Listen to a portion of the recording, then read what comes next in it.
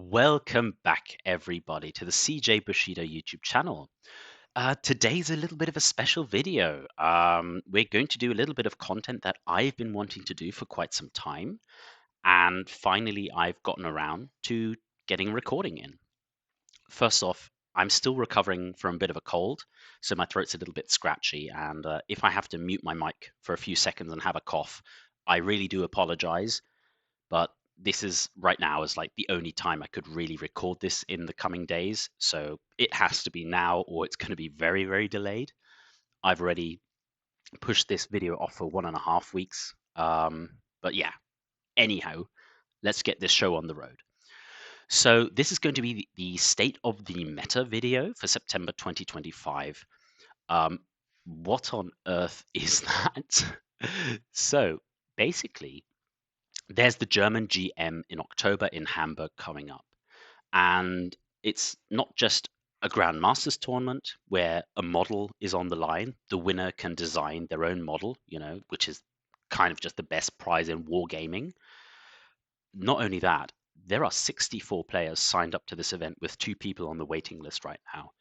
It is highly likely that we're going to see the largest Bushido event of all time in about a month. And that is hype AF.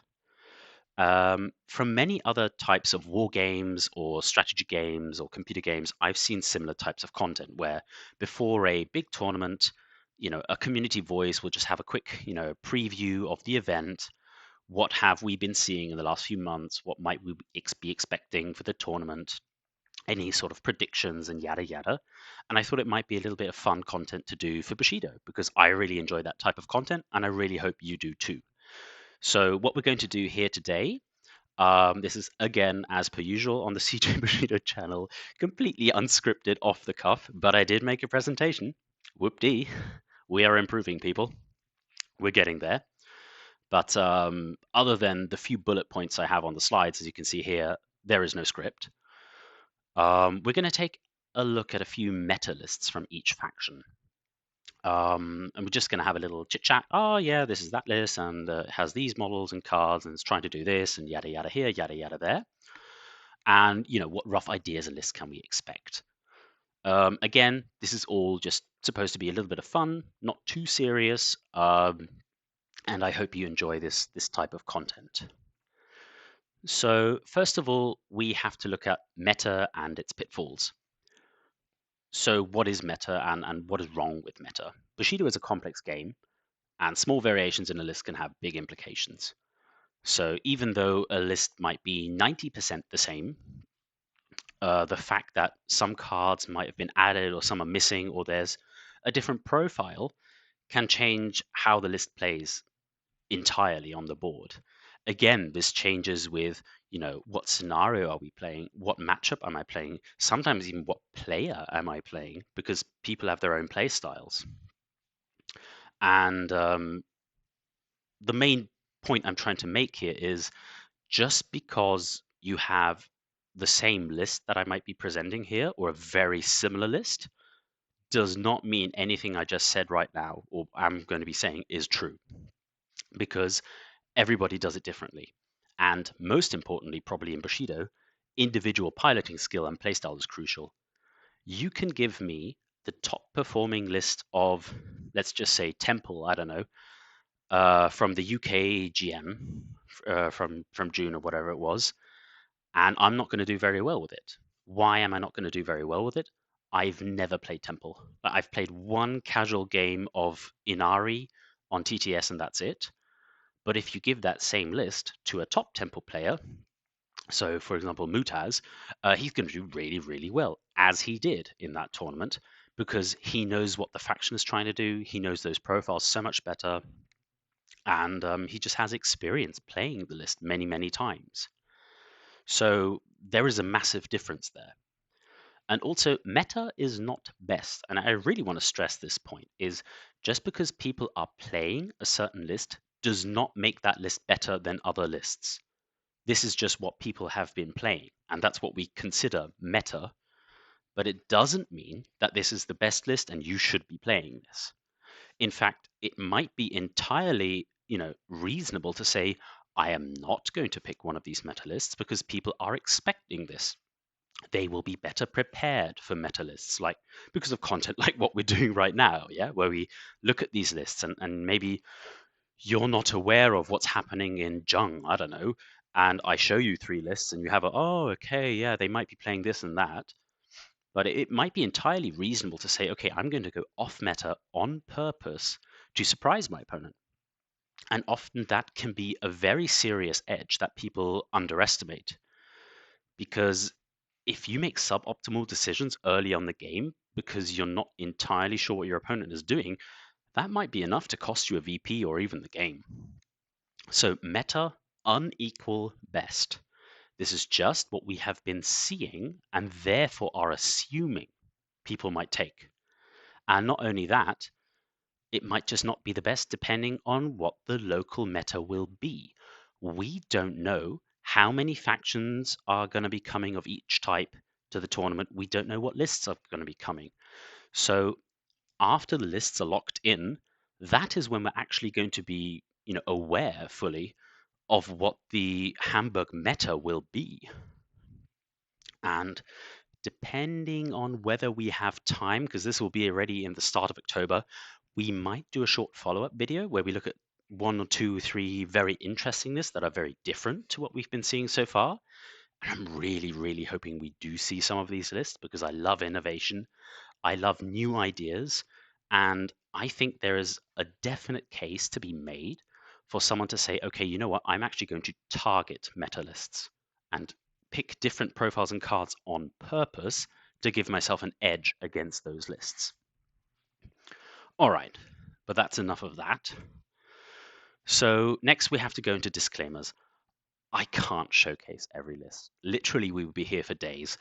This is already ballooning way out of control. This presentation has 63 slides and I've cut so much out. You have no idea.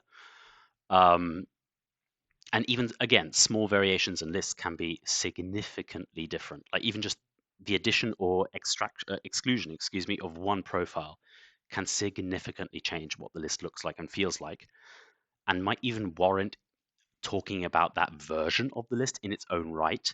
But I just can't do that if I'm covering every faction.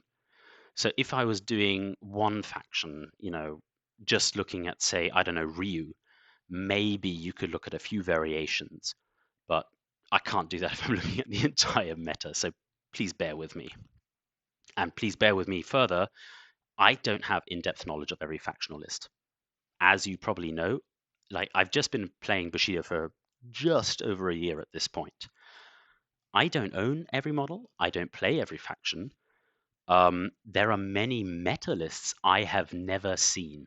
I don't know how they play. I don't know their tricks, their intricacies. Some of the things I'm going to have to assume. Some things I'm going to be giving you my best guess because I wasn't given enough information or just don't have it.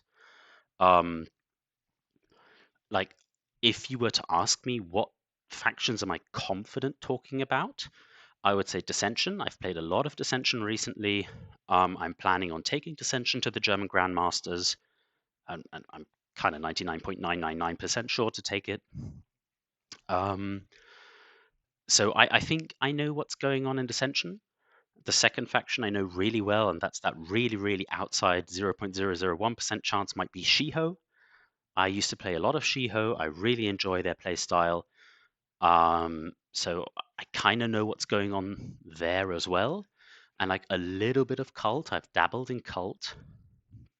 But apart from that, I haven't played any other faction properly or with any degree of confidence. So please do bear with me if you think, some of my information I'm presenting is wrong. Feel free to, talk about it in the comments or on Discord.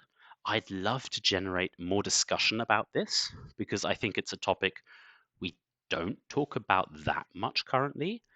And I'd actually really be happy about any comments you have. So feel free. Let me know your thoughts down below. And last of all, a disclaimer. I think I touched on this a little bit already with the meta slide. There are lesser played lists that might be well positioned in the current meta. So lists that maybe aren't seen that often, or like new evolutions of lists or entirely new ideas that are targeting the current meta list, and they might just perform better. I can't show every list, so don't be surprised if one of these lists that I didn't showcase does really, really well or even wins the German GM, just because we can't cover everything. All right, let's start off with Cult. I'm just going to take a sip of tea and then off we go. Right, so first of all, just we're going through the factions in order that they appear in the app, in the Bushido Companion app. That's just what I've decided on. Deal with it. Okay, for Cult of Yurei, we're going to be looking at 3 lists that we've seen. First of all is Skeletons, or Skeleton Spam as it's sometimes called, just because I think this is the list that we see the most of from cult players across the board. Then I'd really like to take a quick look at Tim's GM winning list from January that he called The Fear, as well as the Swedish GM winning list from Craig that I have dubbed Good Stuff, but we would have to ask Craig if he wants to give it a name or anything. And without further ado, let's just jump right into the skeletons. So, skeleton spam. And you're always going to have a bullet point above the list called sample list, because again, I want to emphasize this is a sample list. There are many variations on how to make the list. I just picked one of them. And they're all, legitimate versions of the list. They all work in their own way and they play differently. We're just going to look at one version. So this is a very classic version of skeleton spam that I'm sure you have seen in local tournaments around. It's been quite prolific in Germany, especially, so I wouldn't be surprised if we see 1 or 2 of these at least pop up at the German GM. And I think looking at the profiles we have here, I'm not going to go through everything in detail because this video is going to be long anyway. This is a version with Sato Hachi, who gives the skeletons some very, very underestimated punch. After his errata, he's a legitimately scary melee profile. Especially like the addition of feint or the endurance, the additional dice. This guy slaps.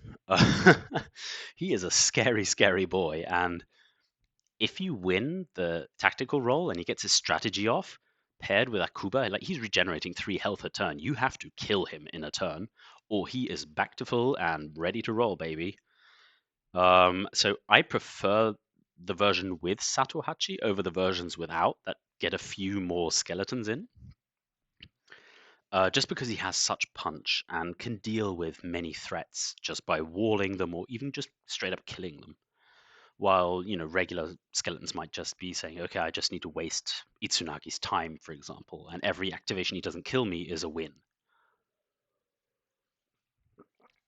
This list also runs Hikari, which in my mind is just one of the best cult profiles in the game because her key feat is bonkers. It just happens. There's no opposed key test or anything. So you can do this on any model, even soulless models, and they lose an activation basically. They just make a walk. You can set up kills that way, set up surprise attacks, pull important models out of position that might have bodyguard, for example. There's a billion ways to use that key feat, and it's just strong. Other than that, there are no real surprises here in the list. You have Akuba because she gives regenerate to everything. You have some militia because they have bodyguard. They're cheap. They can press buttons. And the ubiquitous 10-point soldier with parry just because he's a fantastic wall. And Warui is just, very efficient for his rice cost. 14 rice of Fear 6 and Dread. And if you kill him, he comes back. Well, not he himself, but you can get any Kami you want. And there are some very powerful Kami in Cult. The Fuwa Kaidan, for example, the Wraith. So very, very efficient profile. Yeah. I would not be surprised if we see the skeletons, as said. But I'm going to make a very, very quick point of this is where I think my previous statement of meta unequal best comes into play. I don't think that the skeleton list is very good. I think it's a good list, don't get me wrong, but I think it's actually a pitfall for many lesser experienced or newer cult players because it's deceptively easy to play on the surface. You know, skeletons are immune to all states, they're durable, they regenerate, so you can just ignore large parts of the game because they don't apply to so much of your models. You know, and you're getting an extra model with Akuba, so you just have tons of people and you can clog up the board. But also, I just don't think this list gives you many options. And if you run into a list that can deal with your skeletons, and I wouldn't be surprised if you do, because skeletons have been a known boogeyman or a known quantity for a very long time, and more recent, additional profiles with durable, such as the Endless Processions from Awoken or Minimoto's new Ice Bear Kamui, have just necessitated even more that people have some sort of answer to the skeletons. And this usually comes in the form of combo attack, but other versions could use dual attack or multiple ranged shots, Grey Pilgrims jumping lightning bolts, for example, outnumbering the skeletons and taking them down 2v1. And I think against really strong players, you might struggle with this list if you're not entirely sure what you're doing. So, just as a word of warning, I think this is a list that can be incredibly fragile if not played correctly. But yeah, let's move on. This is Tim's GM winning list, The Fear, and it's a cool list. I mean, just enjoy the amount of very, very strong, interesting cult profiles we have here. You know, the Fuwa Kaidan, the Maiden of Sagoya, with fearsome presence to give her dread when she's not active. Wan Yudo, who's an absolute beast. Again, Warui, he's just efficient. A random animated militia as a button presser. And the Penangalang, who's just a strong model in her own right. She has a very strong opposed key feat that can stun an opponent and take away an activation counter. And overall, this list is, yeah, it just does the job really efficiently and really well. Tim sent me an entire write up on how the list works, but I think, apologies, Tim. I think this list is like the video is just going to be way too long. I can't go through everything, but this is a strong list, and it makes sense to have a look at what it does and how it performs. I think some notable things to look at are Drain Spirit. It's a great card in the cult lineup, and one cult players should often, if not always, consider because it's rare that you don't have a good target, a good like Kami who can just gain 2 ki and become so much more durable. Like for example here, the Fuwa Kaidan, who's just gonna be super happy, like after she maybe has to burn through a mirage to not get engaged by a scary threat. Then in the next starting phase, you just refill her up, and she just keeps going and keeps chugging. The Haunted Well is a very good card, I feel, in this list because it's playing so much on the fear mechanic and uses a lot of dread, such as on Kimiko, uh, excuse me, on the Maiden of Sagoya, who has Kimiko's whistle, that's where that came from, and Warui, that losing bravery and leadership in its aura can be quite devastating and make it very, very hard to engage. And at the same time, I mean, the Wan Yudo is just a top tier threat. With his Iron Wheel upgrade, he goes from a very weak character to a very, very good one very quickly. Um, if I had to criticize the list, it would be that new tech and new errata has made a different version of the list stronger, but that doesn't discount the fact that this is just a good list, and you wouldn't be remiss taking this to any tournament. With a few games of practice, like it's just a good list. All right. And this is kind of like this the Craig's Good Stuff version that went to the Swedish GM and took it all in absolutely crushing fashion. I think he won every game 3-0, using a mix of this list and a skeleton list as a secondary. And he played this list 3 times and the skeleton list twice and won every game 3-0. Congratulations to Craig, by the way, for that. That's an amazing achievement. And especially at a Grandmasters is not entirely easy to do. I don't think I could even win 5 games, let alone, dominate them all 3-0. So, wow. Well done, mate. And I'm pretty sure that this list and the current version of Ikirio had quite a lot to do with it. So as we can see, like, there's a lot of similar skeleton going on to the fear list. We have the Wan Yudo, we have the Fuwa Kaidan, we have some animated militia, we have a Drained Spirit, Haunted Well, but we have Ikirio in this list and Waku. Those are like some very, very cool, interesting, and also very strong pieces in the cult arsenal. Ikirio changed just after the UK GM that Tim won, so I think this was a reason why he didn't pick it. But she changed from having her laser eyes go from a simple key feat down to an active, which in my eyes makes her one of the best models in the game, like just straight up. And she got dropped by 3 Rise. Like, this is mad. And I do hope they walk this back a bit, because Ikirio now feels like she warps the game around herself. So it's either the opponent has something to deal with her and you play a normal game, or, over turn 2 and turn 3, she just melts the opponent and you win. I know that's a very oversimplified way of talking about it, but it kind of does feel that way, I have to say.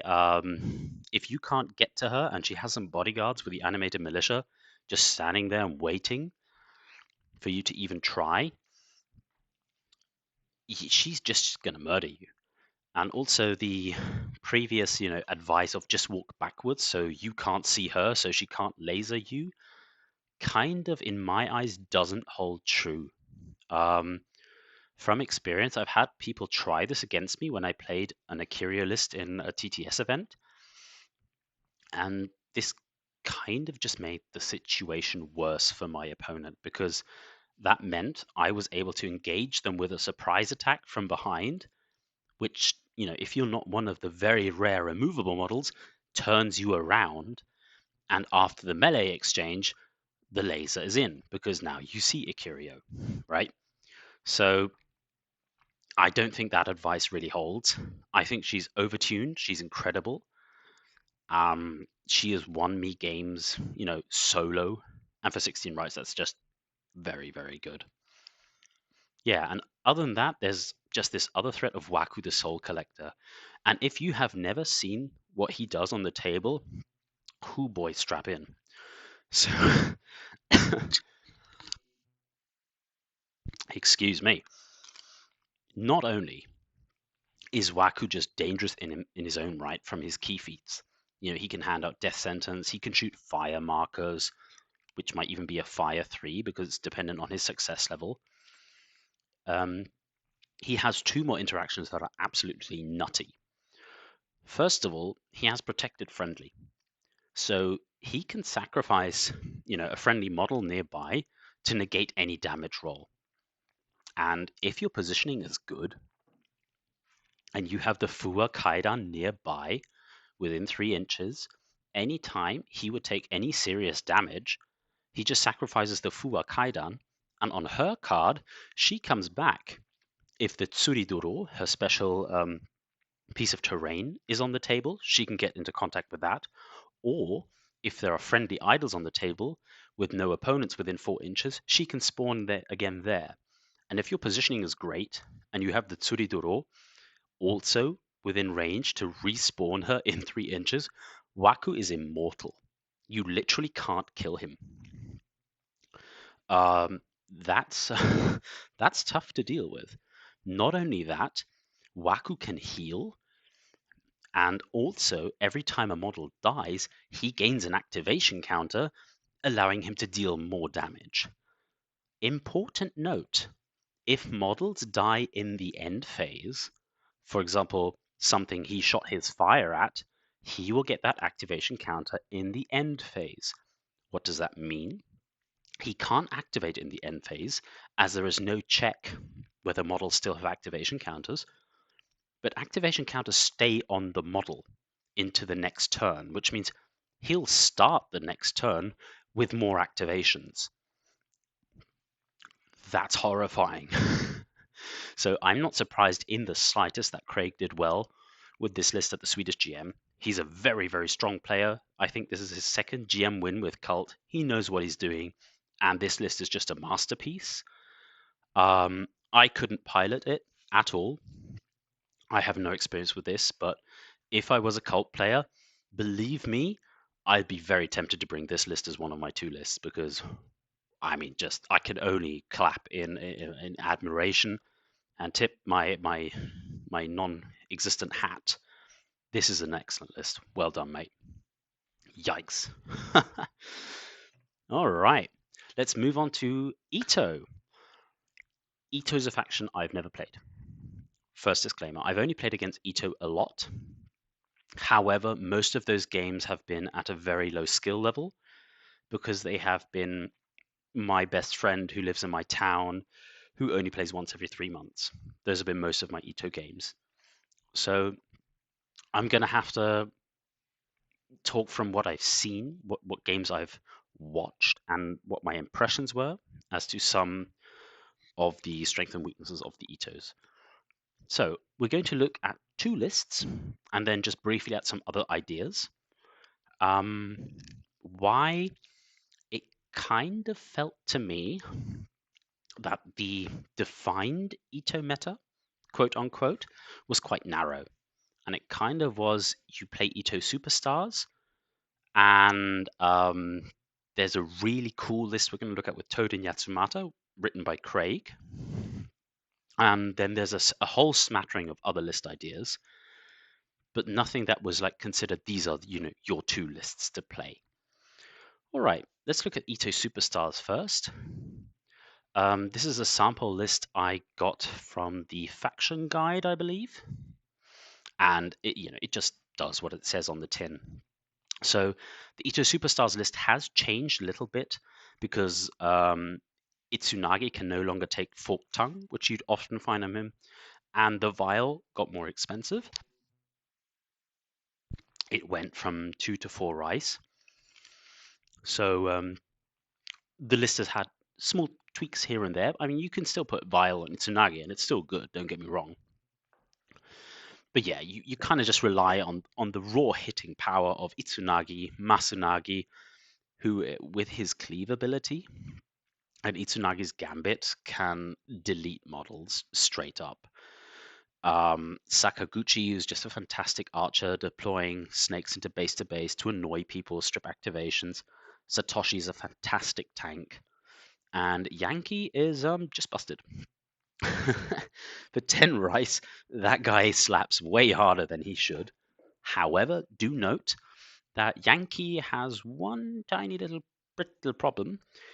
If your opponent can nominate him as a Vim, good luck scoring that Vim point, because I don't think it's possible to have your Vim survive into like turn 5 or turn 6 when the Vim is usually scored. Yankee will have to just die before that due to his unique effect. So the best you could do in that situation is a 2-0. Good, great result. But it's just something to keep in mind that if you're playing a Vim scenario, maybe this isn't the list. Or maybe you should have one list without Yankee, even though he's an amazing profile for 10 rice. And the list is just rounded off by a Dharmic Path, which, if you're not locked into Risen Sun or some other cycle, it's just a great card to pick. It just, can generate some free SP, which, can win a tiebreaker for you or score a VP. There's nothing wrong with it. Just a great little card to have on hand. All right. Notable variations, maybe, of the Superstars list that I've seen recently is to exchange Satoshi and some cards for Mizuki, because Mizuki adds a very different layer to the list by giving you the Obey with 3 dice. She's just an incredible control model and can just deal with some threats by herself. So do be aware that I think that's a very legitimate way to play the list. Um, yeah, there might be some sort of version where you have Itsunagi and Yatsumata. I've seen that run around once or twice. I can't speak to the efficacy of that list, as I've never played with or against that list, but it's just something I have seen trawling through Longshank's results and watching TTS games online. And other than that, I think the Ito superstars, you kind of get what's on the tin. Sometimes you'll see a child instead of Kazuhiko to have a rice that you can spend elsewhere, and so on and so forth. All right. So this was the Toad Yatsumata taxi that I believe Craig wrote this for the UKGE, but wasn't able to end up playing this list because he loaned his models out to two players who had lost their models in transit on the way to the tournament. I believe this was a problem with handling of their baggage from the flight, and Craig graciously gave them his lists and then played the Ring of Fire instead.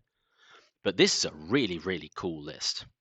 Again, I mean, are we surprised? Craig's a great player. He knows what he's doing.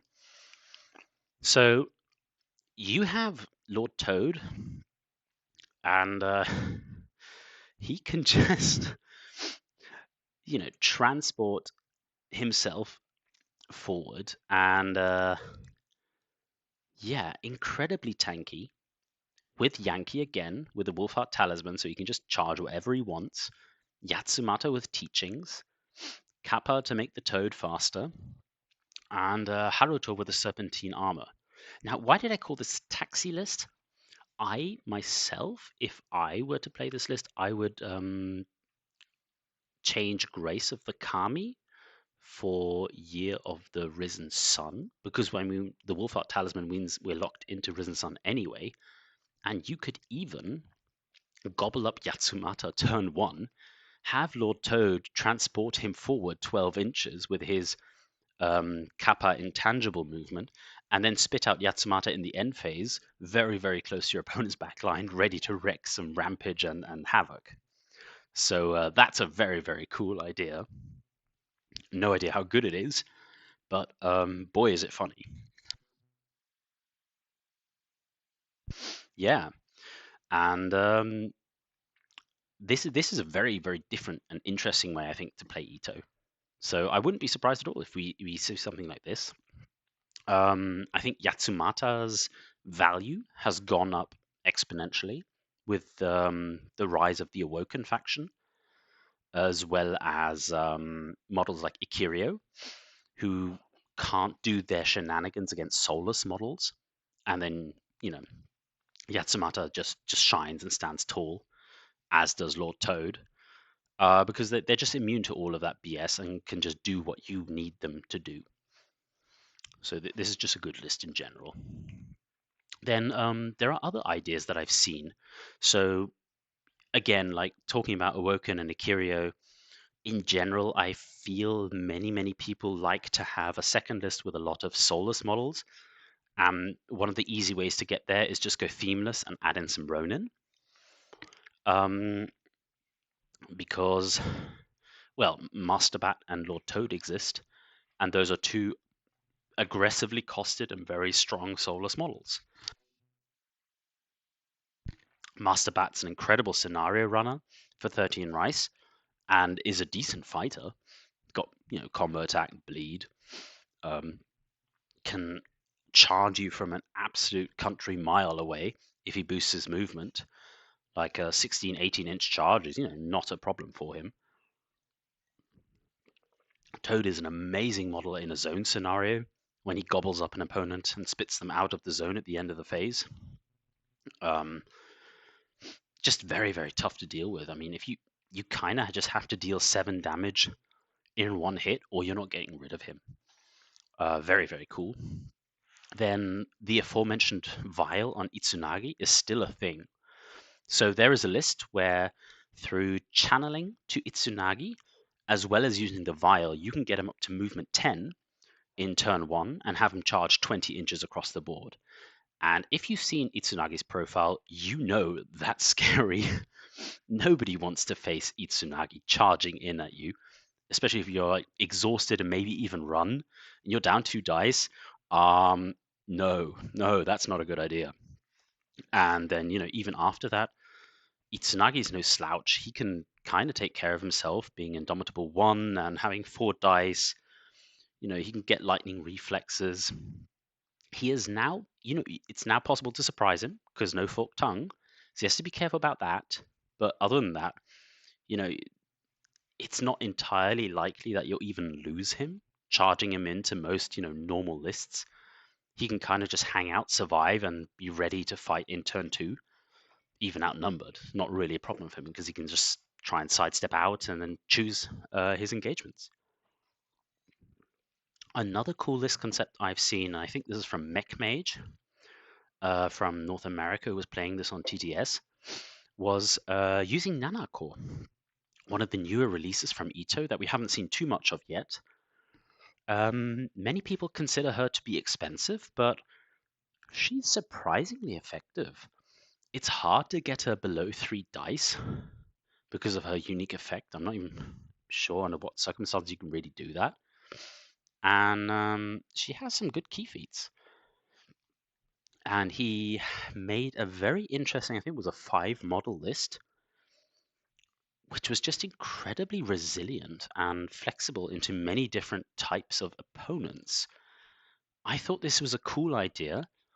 If you're considering, Ito for the upcoming tournament, do take a look at his list. It's I think worth having a look at. And, obviously Ito has tons of other variations of how to play. You could, for example, try and go all in on the Ito Kinu idea. She's been, FAQ to be, I think it's 2 rice cheaper now. And her contagious poison thing, where it jumps within 3 inches and stuns and poisons opponent models, as long as she keeps passing key checks, can decimate certain lists. Like a Bakemono list really doesn't want to see that, for example. Or even like villager spam or from temple, or I don't know, anything that kind of tends to want to clump up is really going to get punished by this. So that's a legitimate choice as well. I think a big problem for that idea and opposed key test lists in general right now is that we can expect to see a lot of soulless models because of Ikuro, because of Awoken. So you might have less targets than you might be accustomed to.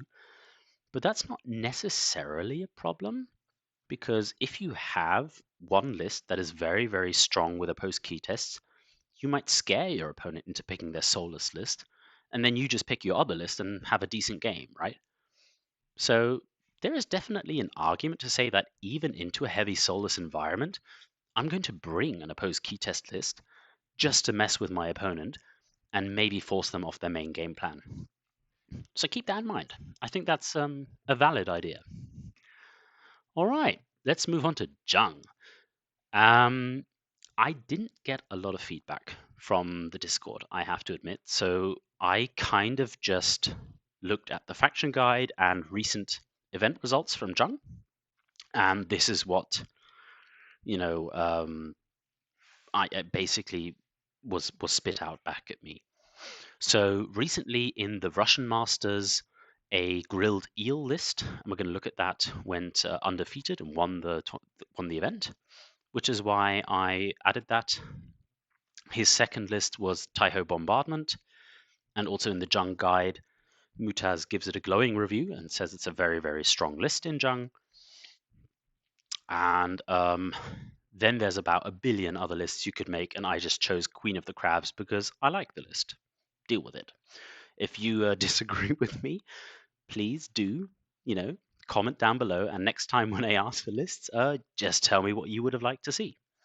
And yeah, we'll do that. All right. So grilled eel, what is this? This is eel and dark pilgrim in the deep, and it's filthy. It's strong. And if you're coming up against a Jung player, I would be surprised if they're not running this as one of their 2 lists. That's all I'll say to the strength of that list. So, what is it about? Basically, there are many different ways to build this list. Some have Ryujin, like this version, some don't. But essentially, the eel moves up close to your lines, and its unique effect is it shocks everything within 3 inches, I believe it is, as a sort of a circular strike, and puts out stunned markers because of Dark Pilgrim's unique effect, stun and fire even. And that enables Dark Pilgrim to go absolutely ham. Because let's say you get down 3 stun markers, you can then bring in Dark Pilgrim and start machine gunning down, models you don't want to see. Furthermore, Dark Pilgrim can make the eel's electric shock attacks slam attacks, and that's just not fun to have to deal with. So yeah, this is a scary list. There's no there's no sugarcoating this. This is a top tier list. This can easily win the German GM. If it avoids certain matchups it doesn't want to see, like it can just steamroll through many factions and lists. But yeah, we'll see how it goes. Lately I felt that there's been less Jung running around, so maybe not too many people that you need to avoid. But definitely, this is a list you need to have a look at if you haven't seen this before. And also, if you haven't seen it before, what have you been doing? Have you been living under a rock? This is a strong list. There's not much to say about this. The next list we're going to talk about is Taiho, the Taiho bombardment. This is the guy who's lugging around his own cannon. That's why it's aptly named Taiho, which is Japanese for cannon. And I mean, the cannon is just good. It's just strong. This is a possible version of the list that I lifted from Mutaz on the Discord, I believe. Yeah, it just does what it says on the tin. It has good models, very efficient models. The ubiquitous horseshoe crab, Minato with the eye patch, eldest brother, some dudes, and Taiho, who just wipes out models you don't want to see. There are some cool things you can do. Because he has a sort of an AoE effect on his shot, if there's an important model you want to kill that's in cover, but there's a model nearby who doesn't have cover, you can just target that model nearby. And because the target number is determined by your target, it will be as if the model in cover you wanted to kill didn't have cover. So make sure when you're playing against this that you don't expose yourself to that little trick.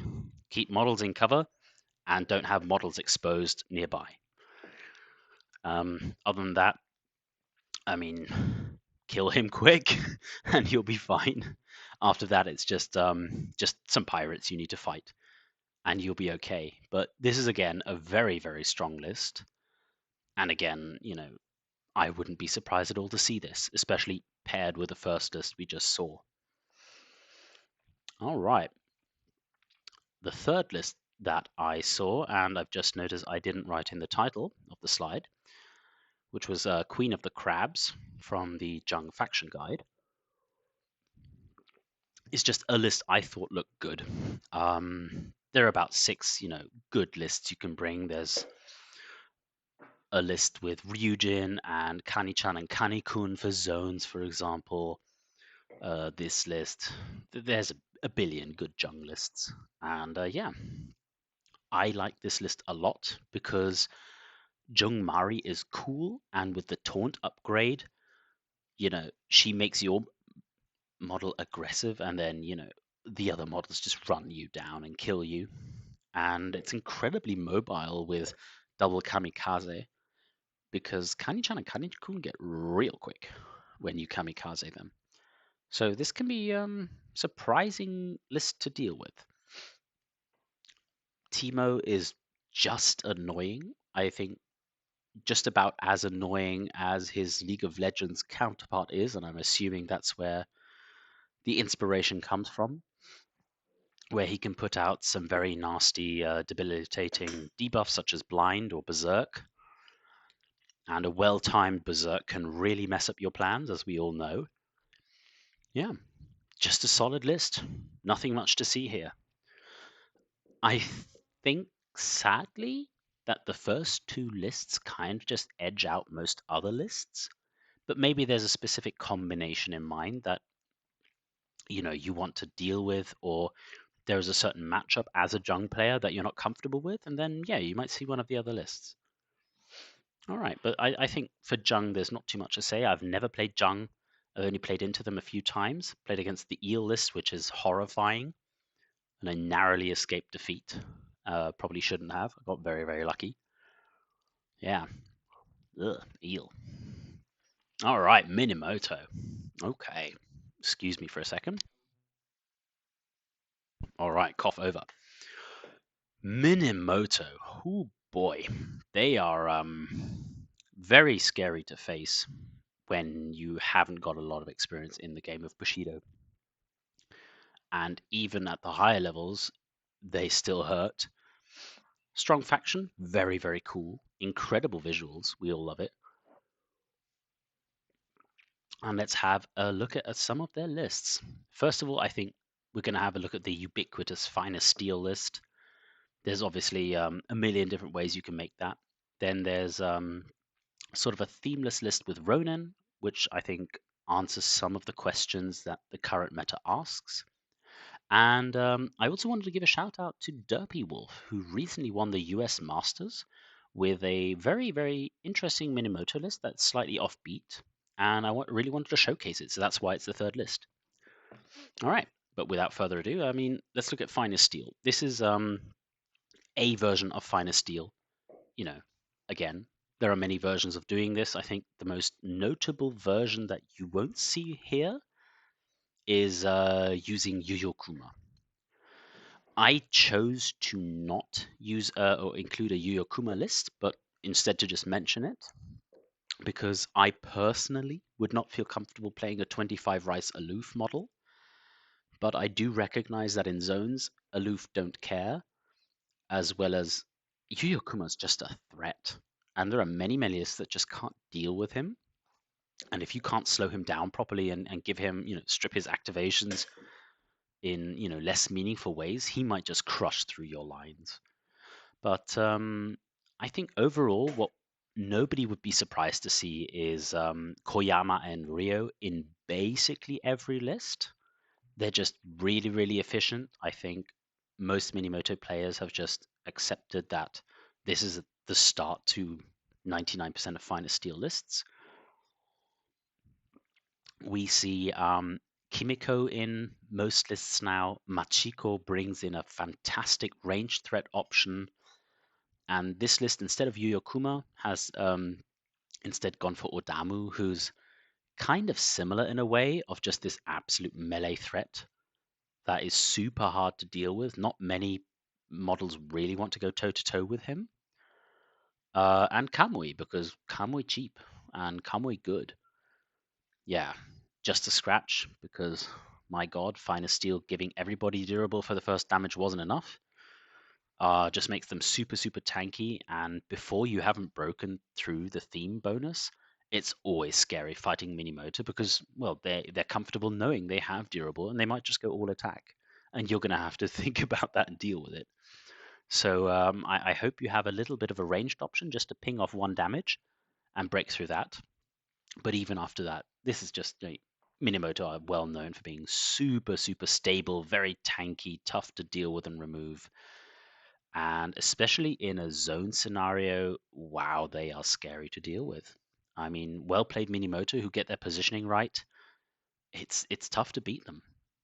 But on the flip side, they really struggle most of the time in circle scenarios because they usually don't have that many models. And while you might think that splitting up and getting bear stands alone is good, it's often, I feel, not enough to deal with the mobility of other factions that can just press the buttons and pray more often.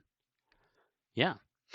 But yeah, threatening list. One thing to always keep a lookout for is Rio with aspect of the bear, because the way the card's written is he's just going to outnumber you. That's what it says on the card. Like he counts as sort of two models.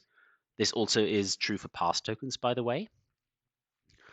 But it can be incredibly awkward when you want to go and fight him and you think you're taking away a dice because you outnumber him, and then he's like, no, no, you're outnumbered.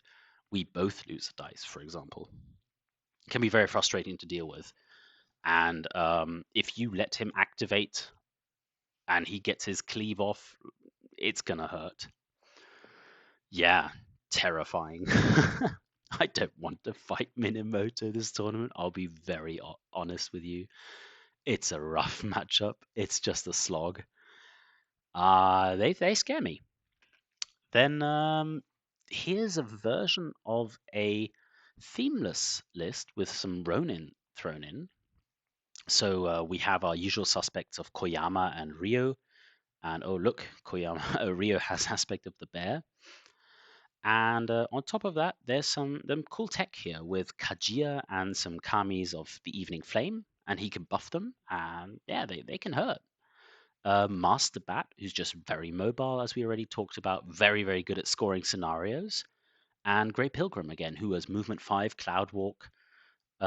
This is a sort of a type of list that would help in a circle scenario where you have just a little bit more mobility, but also you have some soulless models, so you can, I think, better approach some of these matchups where, for example, Awoken or Ikiryo in Cult, or some opposed key tests like from Mizuki and Ito, that just require you to have a little bit more protection or basically face the wrath and the consequences. Um, I really like this list, actually. I think it might even be my favorite Minimoto list. Do bear in mind, I've only once ever played Minimoto and I didn't do well because I have no idea how to play Minimoto well. But I just really like this list. I think this list does a lot of things right and well. And I wouldn't be surprised, for example, to see Clorizard running this list at the German GM. I mean, this is his list. I took it from the current TTS Masters. Yeah, emulate him. He's doing well. Consistent performer. And finally, yeah, I want to shout out Derpy Wolf. Congratulations, Derpy Wolf, again, for winning the US Masters with your list. I think this is a very, very cool version of. I think this is a finest steel list, but it didn't say in the in Longshanks. But I believe it's finest steel. I really should have checked, shouldn't I? Yeah, well, as you can see, top prep going on right here. And something very, very cool here is we have all three of the Hoshi ice witches, even have adding in Rinko for some more blizzard control, which obviously helps out Kamui, or even though it's, with Kimiko on the board, it's very, very simple to stop him from melting. But you get some mobility control, making everybody slow, putting some cover up. If you're scared against, dealing with a lot of range threats, you can have cover and range durable. I mean, nothing's touching you really. Odamu, who again is just an absolute beast. I would kind of put teachings on Udamu in this list just because I think he's harder to deal with and Rinko's easier to kill, and you protect your teachings a little bit better. Um, then there's Tetsu, which I really love seeing because I don't think I've ever seen him on the table or in TTS. Because if you're taking a bear, you usually just take Yokuma. But yeah, it's cool to see Tetsu, and I mean, Tetsu can still prone models on the charge. He's still a legitimate threat. And some of the very, very cool tech in this list is Irokana Tetsubo on Kimiko, which is just hilariously funny. I mean, you have this kind of spindly eye switch, and you engage, and you're like, haha, I'm going to hit you. And she goes all attack with, her prowess 1 and just prones you. And you're like, what just happened? I think that's hilarious. Maybe not the best use of the card, but incredibly funny. So very, very cool little bit of tech I don't think many people would expect. And again, shout out to Derpy Wolf. Congratulations on your excellent win. All right, Ryu, the Prefecture. Again, I've never played Ryu in my life. I have based these three lists off what Bumi said, because I think he's a good authority when it comes to Prefecture.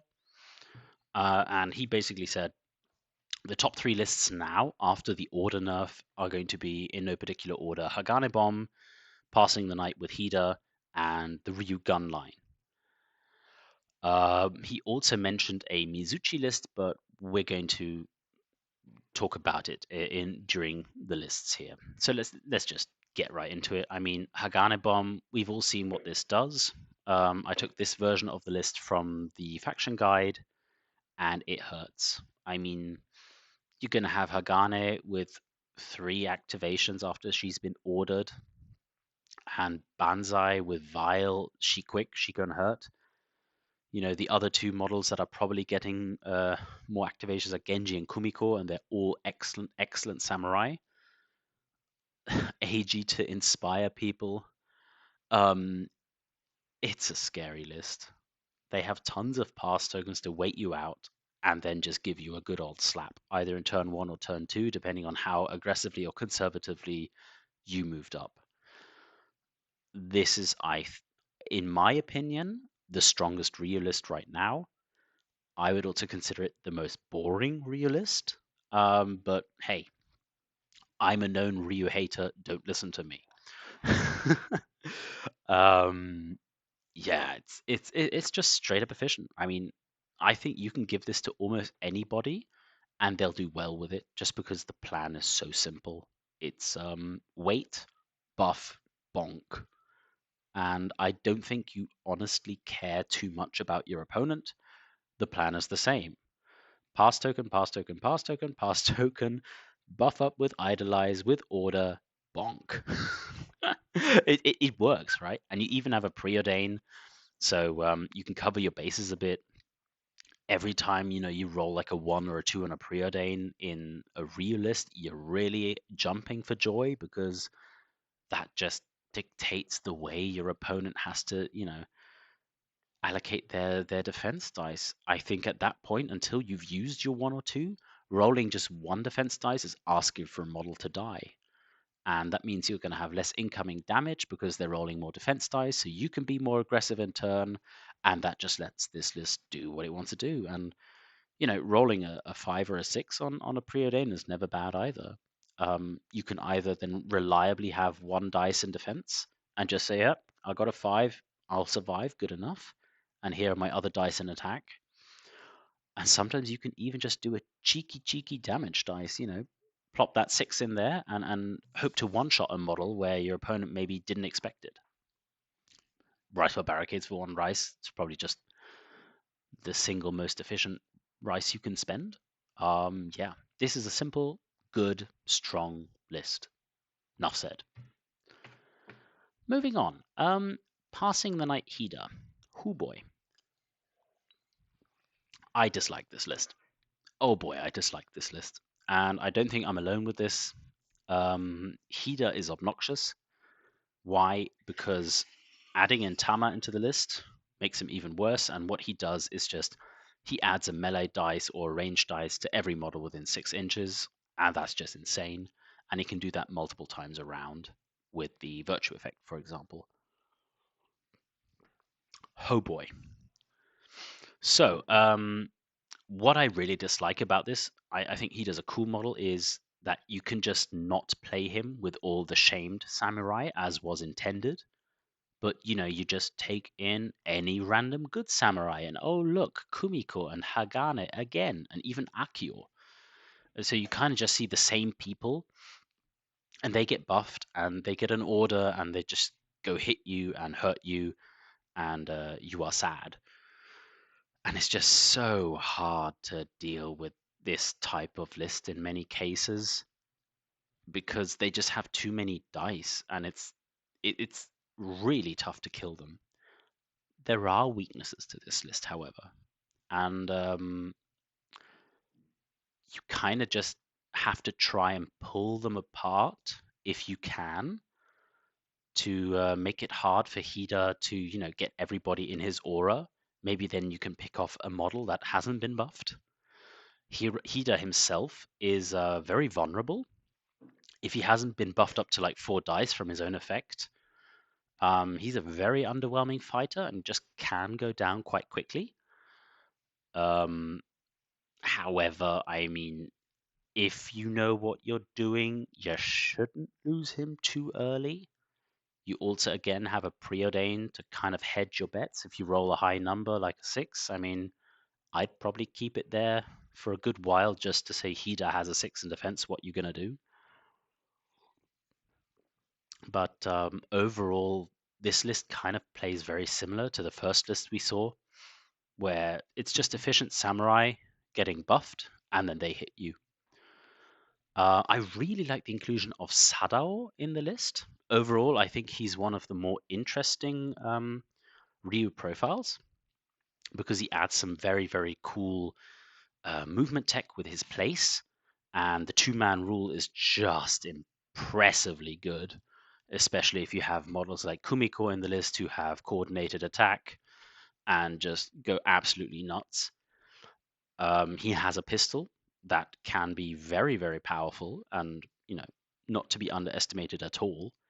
Even though he only, nominally has 2 ranged dice, he can boost it, I believe, and that's scary. Um, yeah, good list. What can I say? Good list. I can only hope that soon we'll see a change where Hida is theme locked to passing the night without the possibility of taking any model that is not a samurai.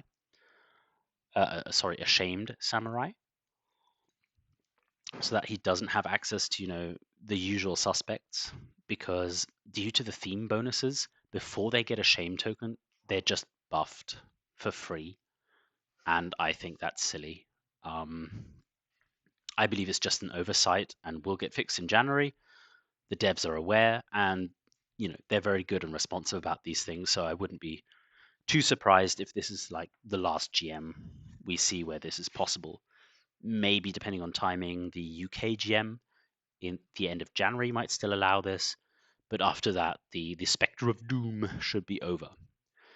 There is a notable version of the list with Mizuchi that I'd just like to touch upon. When I was playing with Mutaz, I think it was 2 months ago, I got my teeth kicked in heavily by a version of Passing the Night where Hida and Tatsuo were buffing up Mizuchi to have 5 ranged dice, and like his effect is he auto prones people. Um, that was terrifying. I just couldn't deal with the dragon. It was incredible. He was just so powerful, and if you're not immune prone or have jump up, it's really tough to deal with. And I mean, Mizuchi in close combat with 5 dice is also no slouch, right? He's just gonna hurt. So do take a look at like Mizuchi versions. I believe Mutaz posted his current version on the Discord. So if you search for Mutaz and Mizuchi, you should find it. Very scary and incredibly legitimate alternative to the samurai. Lastly, I'd like to talk about the gun line. So this used to have a different version, if I remember correctly, with Hero, but due to the order nerf that you can no longer stack orders, every model can only be affected by order once per turn. Now, I believe that list has fallen out of favor, and well, you can still just play the regular normal gun line. It still does the same things, and it hurts. So you have 2 arquebuses here, Kokyo and Minuro. They start in Vanguard, they get ordered, they move up, they shoot, they hurt.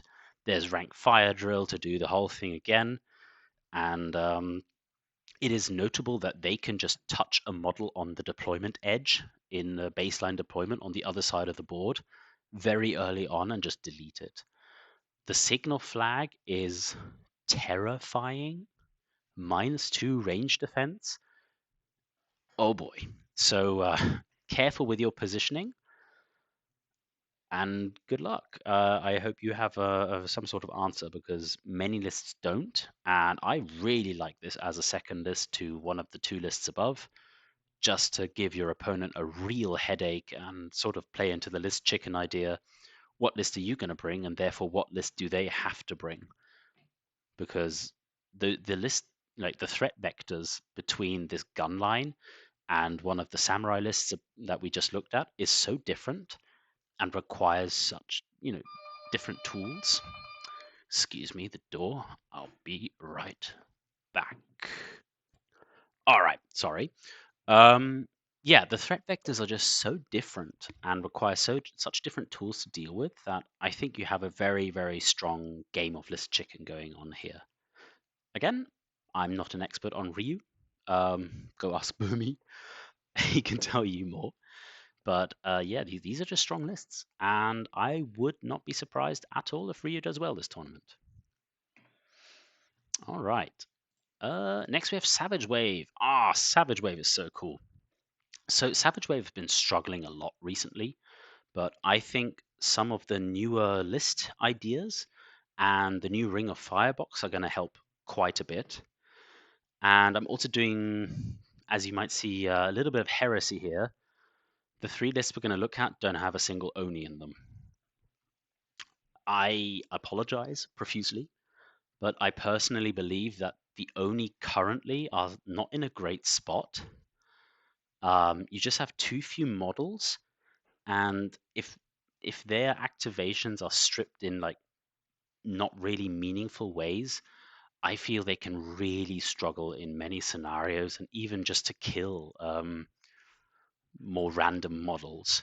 So we're not going to be looking at any Oni lists here, although the new release of Makid, the landslide, might throw some spanners into the works. I think it's a really, really cool and interesting profile, and his key feat allowing him to charge while he's in base contact, moving models and proning them. Wow, that's super, super cool. What a strong effect, and I'm very, very curious to see what the Savage Wave players will come up with. There might be something there that I'm just haven't seen yet or I'm underestimating. And I kind of actually really hope there is because I'd love to see more Oni on the table. I think they're some of the coolest model in the Savage Wave lineup. Um, yeah, and maybe once the lists are in and somebody's brought that, that sweet, sweet Oni list, maybe we'll have a quick follow up and look at that and give, the Oni the love they absolutely deserve. All right. We're going to look at Kamimono, Ring of Fire, Onisho, and what has been named the Foo Fighters. But we'll get to that in due time. What are the Kamimono? So there is Kami in the list and there's Bakemono in the list, therefore Kamimono. I believe this moniker was, dubbed by Mutaz. And if I remember correctly, he's also the author of this absolutely filthy list. What does the list do? It has two Kami of Sapping Silt, and you might think, oh, but you're losing theme. Why is that worth? Well, if you look at the back card of the Kami of Sapping Silt, they can hand out -2 move in the starting phase to an opponent model. And then there's Trapeng, who just says, oh, you're now, what do I know, movement 2. You can't even pass the movement check most times, if at all, depending on what model. So it's entirely possible that you're just holding models in place that then cannot activate properly because when they're trying to pass the movement 7 or movement 8, they just fail or can't. And this is just filthy. I saw him shut down a ninja list at a small local tournament, and two of the ninjas just could not get going. If your opponent has one model, like a key model that has to get somewhere, you could even say, hey, you know what? Both Kami are going to just give that model -4. Good luck passing a movement 7 challenge. I don't think there are many models that could even do that, even with a -4 move. So that's terrifying. I felt a similar idea like in one of my very first games against Mutaz, where he used minus movement with shadow tendrils on my Kazuo, and then the snare from Trapeng to essentially just lock me in place. It's a very, very powerful concept. This is, in my opinion, without having played Savage Wave a whole deal, the best Bakemono list you can write. There are others that play slightly differently, that use different models, especially with the what's his Kafeng, the gardener, the new guy who can hand out blind. He's a great model as well, a great herald as well. So there are definitely different Bakemono lists you can make, but I think this is by far the strongest. It's just, yeah, the Kami are totally worth going themeless. This is filthy. If you've never seen what it does, good luck. Stay away from those Kami and kill Trepang as fast as possible, because otherwise you're not going to have a fun time. But I think that's the idea, right? Oh, Zungfu's even in the list. My goodness. Oh god, this is a horrible list. Mutas, I hate you, and also well done. All right. The next list we're going to look at, obviously, in how can we not talk about the Ring of Fire? They're the newest release for the Savage Wave with Onisho, and they are unbelievably cool and fun to play with. I've played a few games with and against the Ring of Fire box, and I can wholeheartedly say like it's some of the most fun you can have in Bushido. And it doesn't matter who you are in this matchup because there's going to be tons of attack dice thrown. Stuff is going to die. Oh, it's so cool. So this is just one of many versions of the Ring of Fire Onisho list that you can build. I think there's about a billion ways to do it. They have so many cool enhancements and equipments. There are some contentious choices. If you're going like the melee route of the box, I think the only must model is Kano with the Raiment of Violence. Because having a way to gain Fearless and also hand that out to your fellow Onisho is very valuable in the current meta and just allows your list to be, a viable list into more opponents. So that would be the only model in the melee version that I would consider a must pick. I really like Goro with Battle Hungry. He just hurts. You can even stack on another enhancement to, lessen the damage even further. And now that they all have Last Stand, I mean, he hardly cares about incoming damage because you can just take the damage, go into Last Stand, kill the opponent's model, and heal up out of Last Stand, and you can go into Last Stand again if they hurt you again. Obviously, there are some pitfalls and things you need to look out for. Opponents with reach and some nasty specials in attack, for example, slam attack, sweep attack, sidestep attack. You really don't want to see that. Same goes for lightning reflexes on that combination because you're aggressive, right? And you just don't get that many dice. Even if you boost, you're only rolling 2 dice defense maximum. Um, Also, be aware you really don't want to be prone or stunned or anything because losing dice can put you in a situation where you can't even defend. Now, having Last Stand does mitigate that quite a bit, and your opponent has to respect the swing back because most of the Onisho have Brutal in melee and hit like a truck. For example, Junek can have Brutal 2 with dual attack. That's just horrendous damage, and Goro with his combo attack ain't far behind.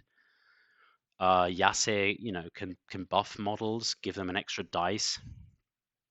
It's definitely a terrifying puzzle and tons of fun, and I fully expect to see some Onisho at the German GM just because they are so fun to play. I have no idea how good they'll do overall in the meta. In the TTS events, it's been a little bit mixed. Some, doing very well, some not so much. But the sample size is so small; it's just so hard to say. They're still so new and such an unknown quantity. Who knows? Maybe this is the secret sauce. Joe Cash with his shroud. I don't know. Might be the secret sauce. The only she'll need to get up the board without being shot at, and then get in there and punch people in the face. Definitely going to be a hell of a fun time and a list to watch. I hope they do well. And yeah, the last list we can look at is the Foo Fighters, so dubbed by its creator Sean, also sometimes known as Victorian in the community, who does a great job with the mod for TTS. So thank you again for that. And this is a list he's been playing a lot recently. This is not the newest version. I couldn't find it on the Discord. Basically, just some of the equipment has been shuffled around. But what this list does is this is his answer to Awoken, for example, and also does well into other matchups that are a little bit awkward, like maybe ninjas, because you have Sixth Sense on Master Bat, and you can maybe engage a ninja who's isolated and alone and annoy him. It's incredibly tanky as well, as you can see with Tenbatsu, Lord Toad, Eldest Brother. This is no slouch, and I really really love Hiritsuna as an addition here because in the Hozumi family, with beloved nobles and totem pole, you can get the summoning game going incredibly early. I mean, turn one, not a problem, and excuse me there. I'll just take a sip of water. Yeah. So you also add in a small side of the Bakemono Swarm, adding in activations, adding in scenario pressure, while also just having this really, really tanky front line that, with its good smattering of Soulless, can also just answer many of the current big questions in the meta. So yeah, very, very cool. Personally, I think Lord Toad in the newest version now has the Hotai's coin because he really wants to have that for his size tests. Um, so maybe that was switched around. I think there were one or two other cards that Sean has changed. So, do send him a message in the Discord, and I'm sure he'll be happy to share his newest thoughts with you. But this is roughly, what the idea is. And I think, all Savage Wave players should at least be aware of this list idea. It's a very interesting option as your second list. And I think it answers some very nice problems. Currently in the TTS Masters, I believe Sean is pairing this with Kamimono, and he is, after 3 rounds, undefeated at 3-0. So hey, maybe the German GM is the time to shine for Savage Wave. Let's at least hope so. Very, very cool lists, and I hope we see some Savage Wave doing well. It would make me happy. All right, ninjas.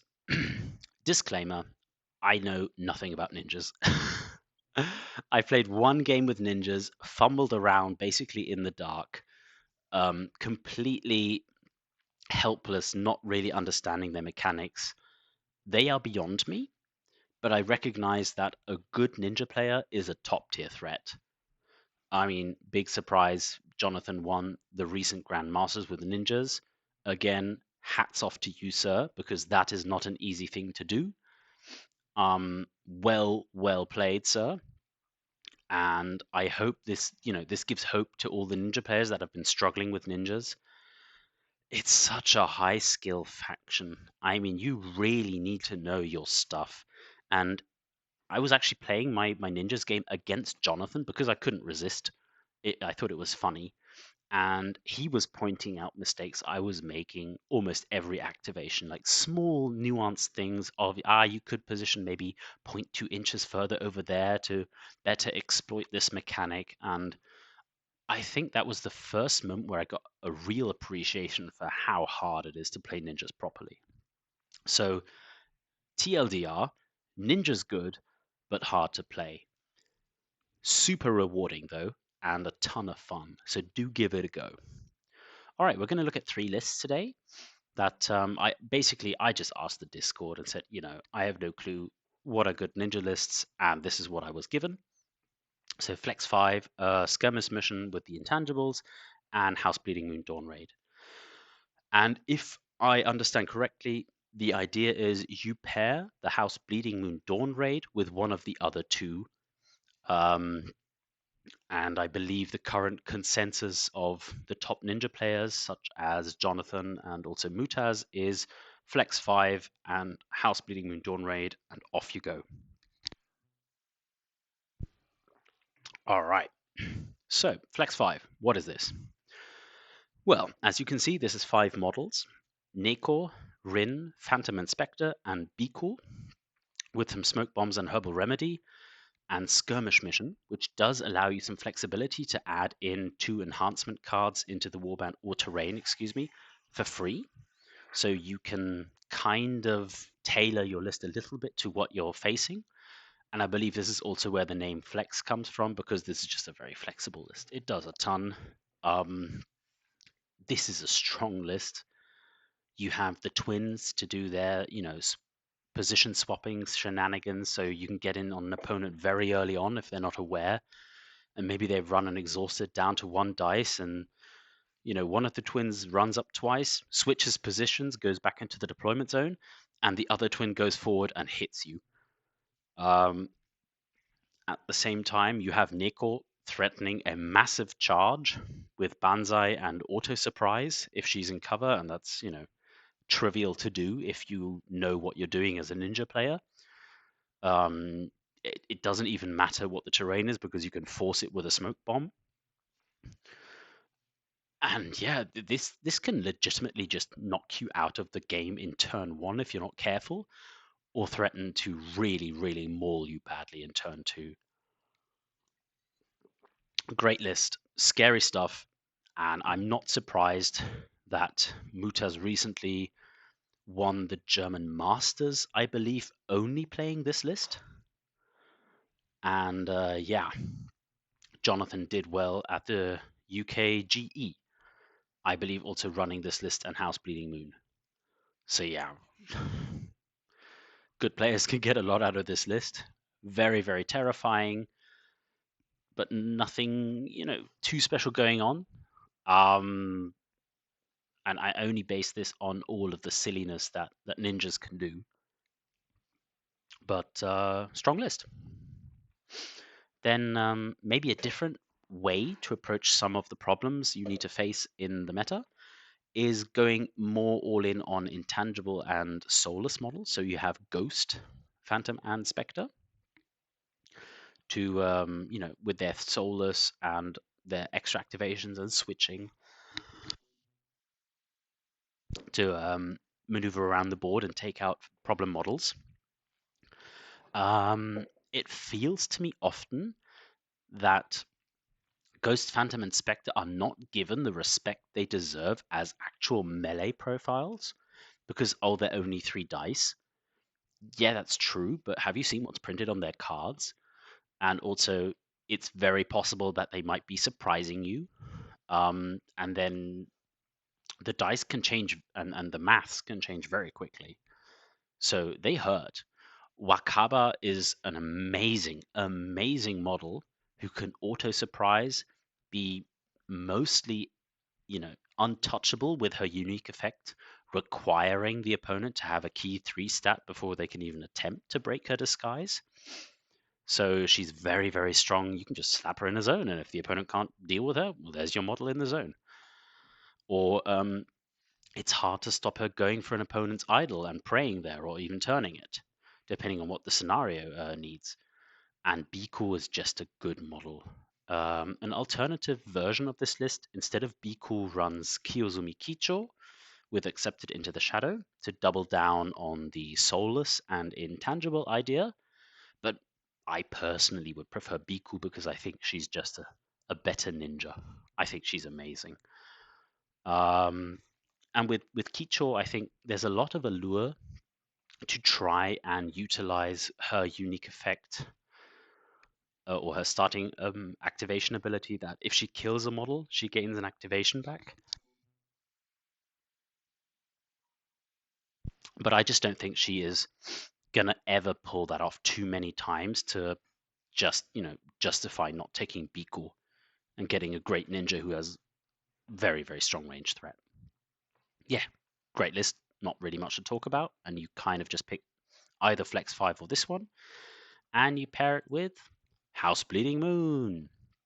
So this is a more recent version of the House Bleeding Moon Dawn Raid list that has Master Bat in it because, well, now Master Bat exists and he goes into the theme, so why wouldn't you? Not only does he make a ton of sense in a ninja list because he can take away 6 cents from opponents and turn your ninjas back into actual ninjas again. Um, I mean, this list is just scary. Again, you have Neko in there who can, do her charge. Master Bat can charge. even though I don't think it's always the right thing to do.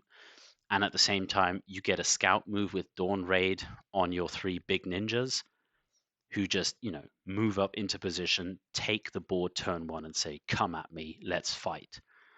And House Bleeding Moon is just such a nice complement to the skirmish mission list, even though I would say this is a boring list because it just fights and fights well and doesn't very much feel ninja-y, if that is a word or a concept. I hope you understand what I mean. Like, this just feels like it's a samurai list. They just go and want to hit you, they want to engage, they want to fight, and they do it well. Katsumi with Unblockable is scary. Rin is an amazing ninja. Makoto is there. I think that's just a points decision to have more cards available. And then Nico and Master Bat, and off you go. I'm sorry that this is a very short list review, but I mean, there isn't really much to say. This list hits you and it hurts, and it's a good list. I can't, maybe like to do on a small tangent. I feel it's a little bit of a shame that Master Bat went into House Bleeding Moon. And I know it makes sense because of the lore, and he's the aspect of the Bleeding Moon, yada yada. But just from a list, or like variety standpoint, I think it would have been more interesting if he had gone into House North Star or into Long Shadow, because we don't see them as much. And if he had gone into that theme instead, maybe there would have been more of an argument to bring one of those other lists. Like, I think especially if he was in Long Shadow, that might be a legitimate idea to bring. But okay, that's a different topic and a different video entirely. Maybe we'll do that, maybe not. But moving on. Shiho, at last, a faction I know a little bit about. Thank the lords. Right, so this was my very first faction. God, I love Shiho. They look cool, they have cool hats. And they do some funny stuff. Obviously, I think the biggest thing is, are you playing Virtue or not? And if you're not, why? It's hard to argue against a Virtue list. There are ways to do it, like Tanaka Samurai. The Wolves are just good, solid fighters, and I'm very, very curious to see how Mutaz will do. I think he's bringing them to a Franconia Rising event on the weekend, and we'll see how he does. But I wouldn't consider it to be the best list in Shiho by any stretch of the imagination, just because Keita's virtue effects are insane and do so much for the faction. So let's get in it. The first list we're going to look at is a sort of a standard, if you will, guerrilla warfare list. There are many ways to build this, as per usual. This one has Hiroto in it because Hiroto is cool and Hiroto does stuff that feels like it should be illegal. You have Keita for the Virtue Engine, Takuya because he's now, after his Errata 12 Rice, an incredibly cheap and efficient tactician samurai. Sayaka to boost people. Wimpy's just great with his place effect. Yusuke with Paragon, so he starts with a Virtue token and just start and flank and is incredibly slippery, especially if you add on his key feat. And he can basically just stand behind opponents and shoot them at will, and there's not much they can do about it.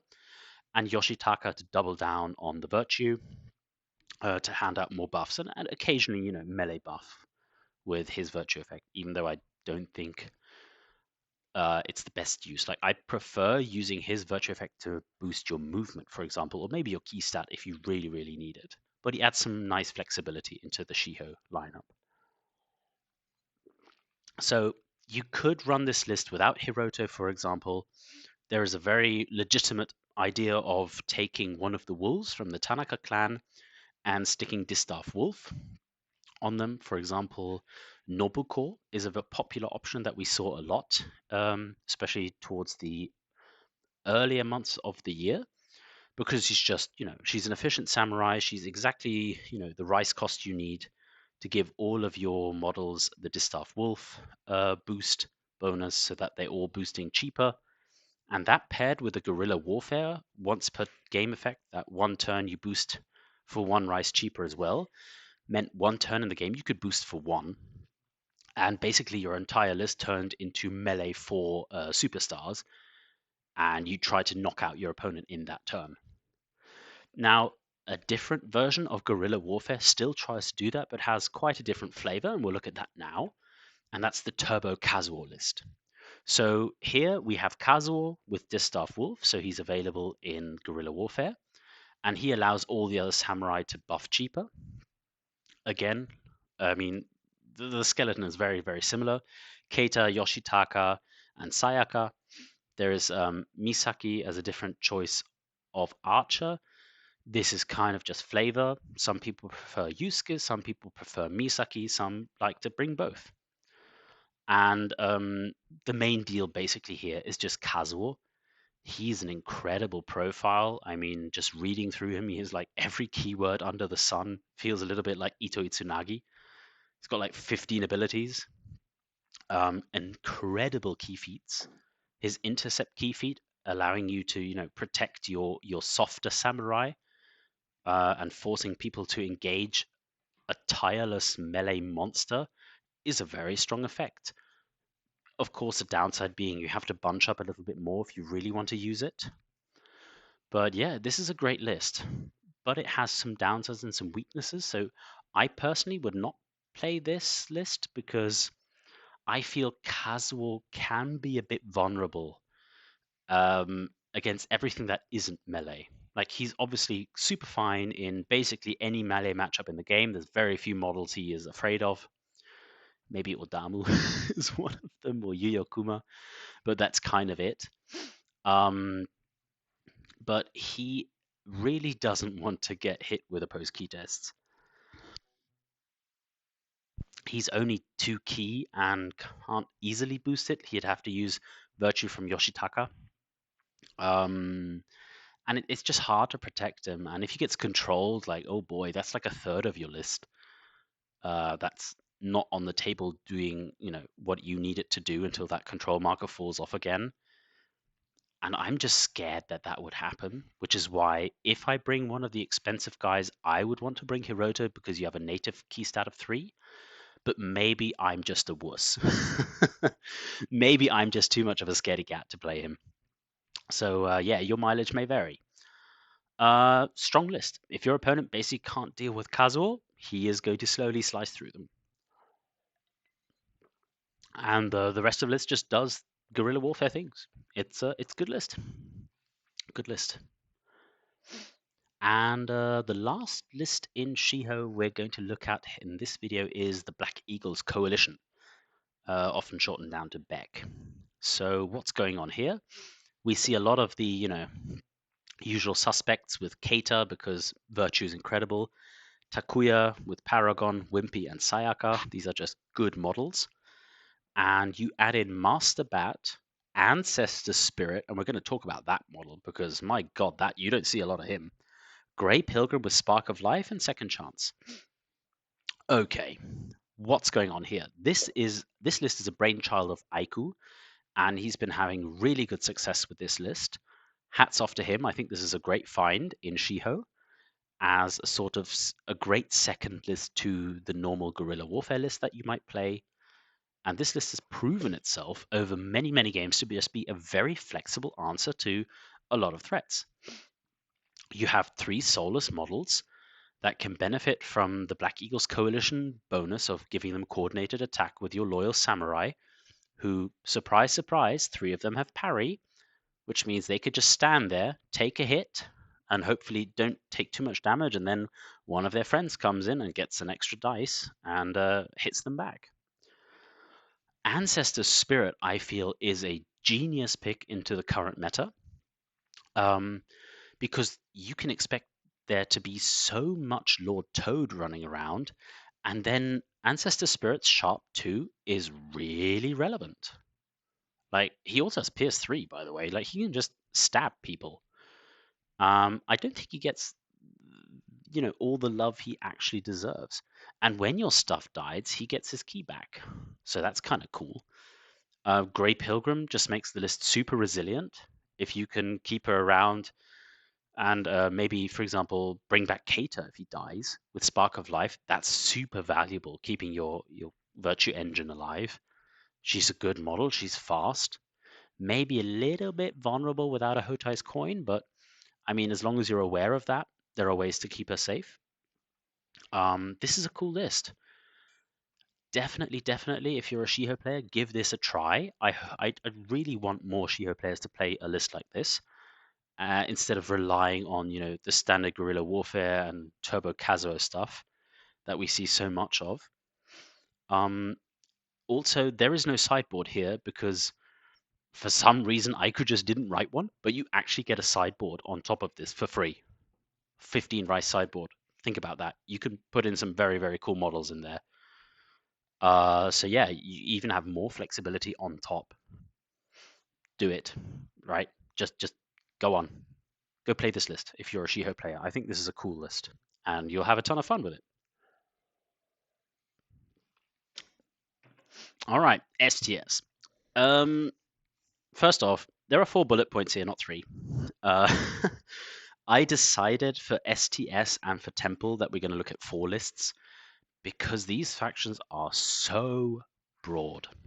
My goodness, like I know I put the disclaimer at the beginning that we can't look at every list, but for STS and for Temple, like it's exacerbated times 100. There are so many lists that are all viable, all good, all have their own reasons for being brought. I kind of had to give them a little bit more spotlight because I would feel bad if I didn't mention the 4th list because it has every right to be there. Okay, so we're going to be looking at 4 lists. One that I just now have dubbed Oldie but Goldie because I didn't know what to call it. The Pass of a Thousand Names, The House, and the Iron Fist Gumi. Right, let's start off with Oldie but Goldie. This is, again, not the official name. I just didn't know what to call it. This is a very old, if you will, this concept. Order 2 Butos, add in your favorite models such as Wasupu and Kaede, and go to town. Simple list concept does what it says on the tin. There aren't too many, hidden STSy things going on here. This is kind of just very much in your face beta. I think the only thing really worth talking about is Kaede and Arakan. Again, if you don't know what Kaede does, where have you been? Uh, Kaede can walk stuff, and that's really, really, really strong. And even the distraction key feat, turning a model insignificant for an activation, is incredible. Um, More people should be using it, but just the walk is so good that you're often just doing the walk. So Kaede, I think, is just the best supporter you can buy for 12 rice in the game. Incredible model. And Arakan is wild. Feels a bit like Arakan is somewhat undercosted for just 12 rice to, if you can block off the middle, which is easy to do with some terrain, teleport basically anywhere on the battlefield, even into base to base with your opponent when he flanks in on turn 2, is wild. He has native combo attack, so he can deal with a lot of threats. He can kill a lot of supporters. You can even just slap him into base to base contact with an enemy idol and just turn it or pray. It's a very versatile threat for only 12 rice. So if you don't know he can do that, yes, he can. Be careful when you're placing terrain to leave the middle open so that he has to, if he wants to use his Path of Flowers effect, he has to go into the middle and onto the center point of the board. But even that is not enough because the crafty STS player knows this and will try and place one of his own models into the center, therefore blocking it off, allowing Arakan to teleport wherever Arakan pleases. Be aware. Other than that, I think this is a super straightforward list. Nothing wrong with it. Yeah, Buto good, Wasupu. Some people swear by him, some people hate him, but the possibility of deleting models is always there, and I think something we can't discount. Raki makes stuff cheaper with Believer and adds more luck tokens and, the odd preordained dice if you roll well. Good list. All right, Path of a Thousand Names. which should also maybe be called Path of a Thousand Builds, because as per usual in STS, there's a billion ways to make this list, and they're all good, and they all have, their own ideas behind them and their own reasons for being the correct version of the list, if there is such a thing. So, this version, I think, like the big pull of Pass of a Thousand Names has to just be Kokei because he's theme locked.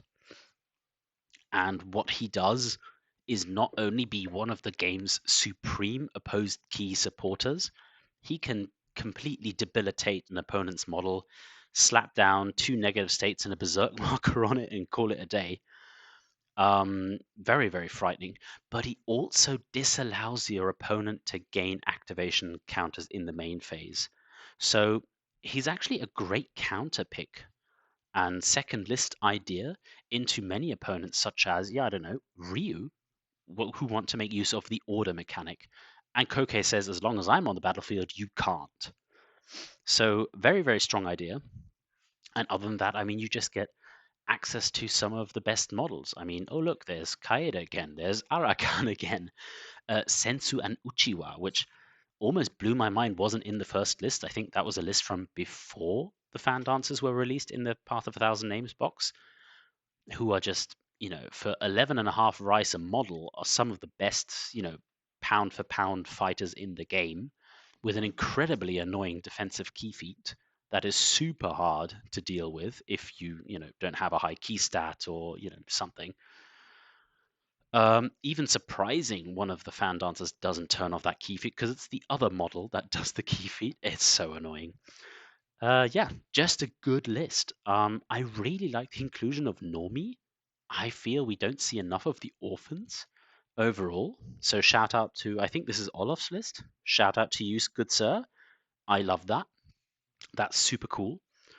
They're just, nice cheap objective runners, can get in the way.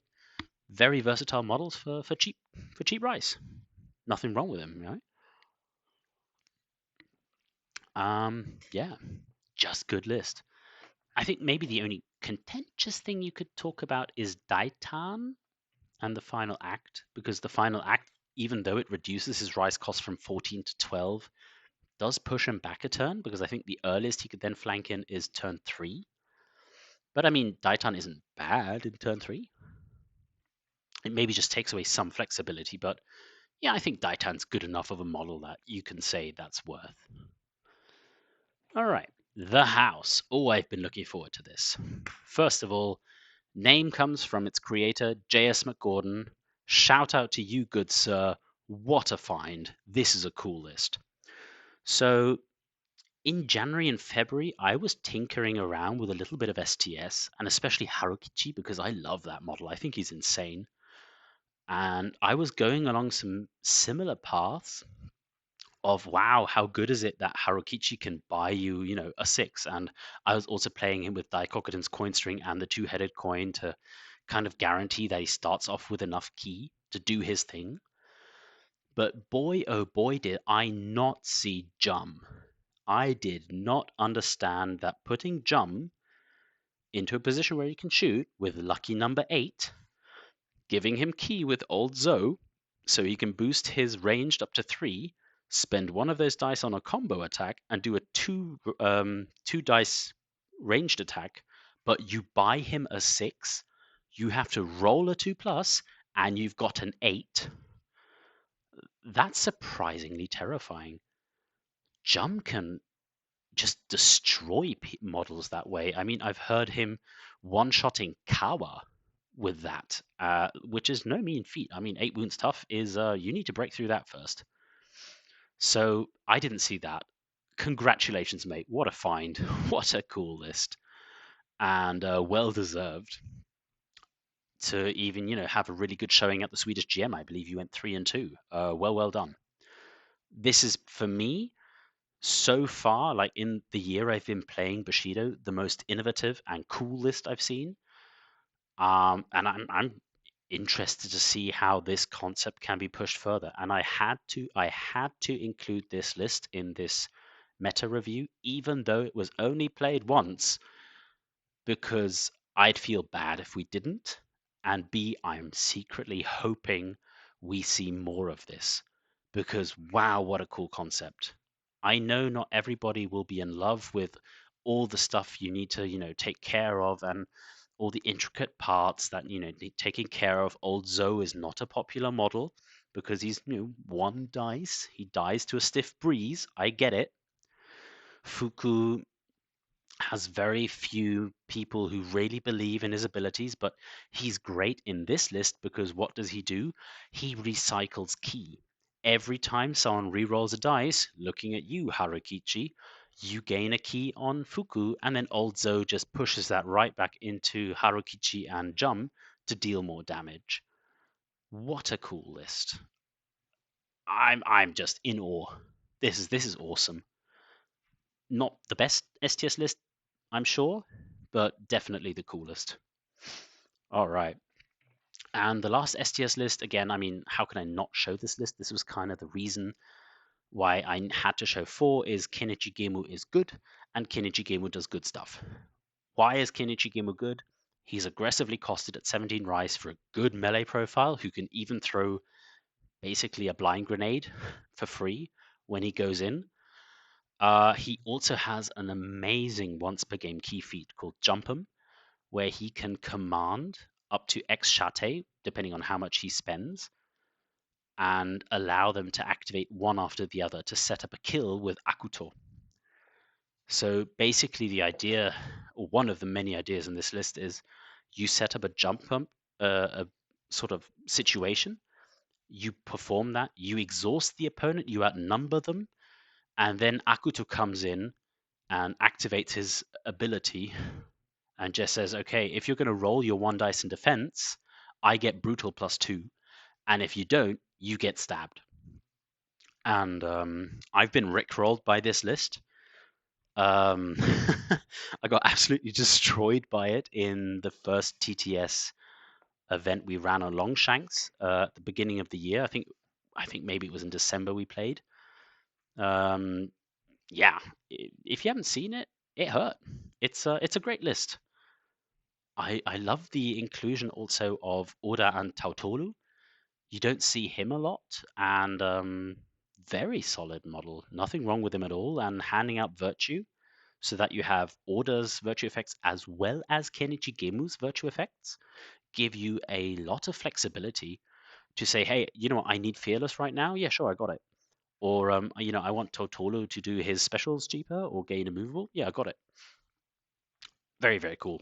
Arakan, because Arakan good. Sensu and Uchiwa, because Sensu and Uchiwa good. And Oranam Kyokahan to round out the list. Yeah, great list. Well done. Like this list.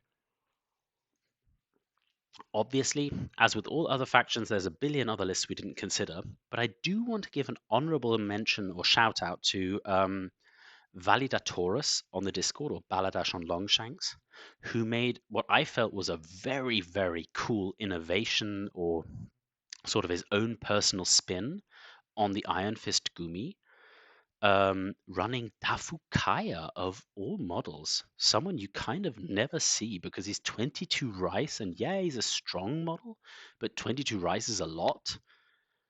Where he used Oda and Satsuko to basically pump this guy up into oblivion and charge forward and do slam attacks that are really, really hard to stop because he's also idolized. And a 4 dice brutal slam attack is a thing. I thought that was a really, really cool innovation. He recently was kind enough to, again, post it in the Discord. Do give it a search. It's a fantastic list. You should definitely play around with that concept.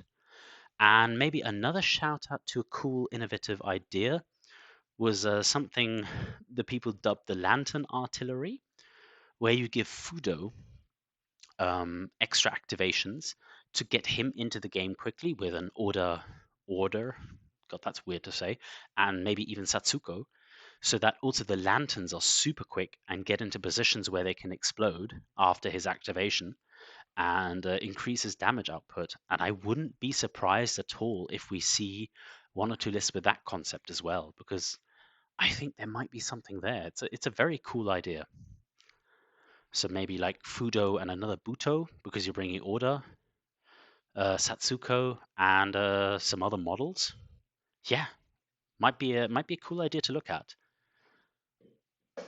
Again, there was no way to cover everything in Silvermoon, but very much looking forward to what people are going to come up with. All right, let's move on to Temple.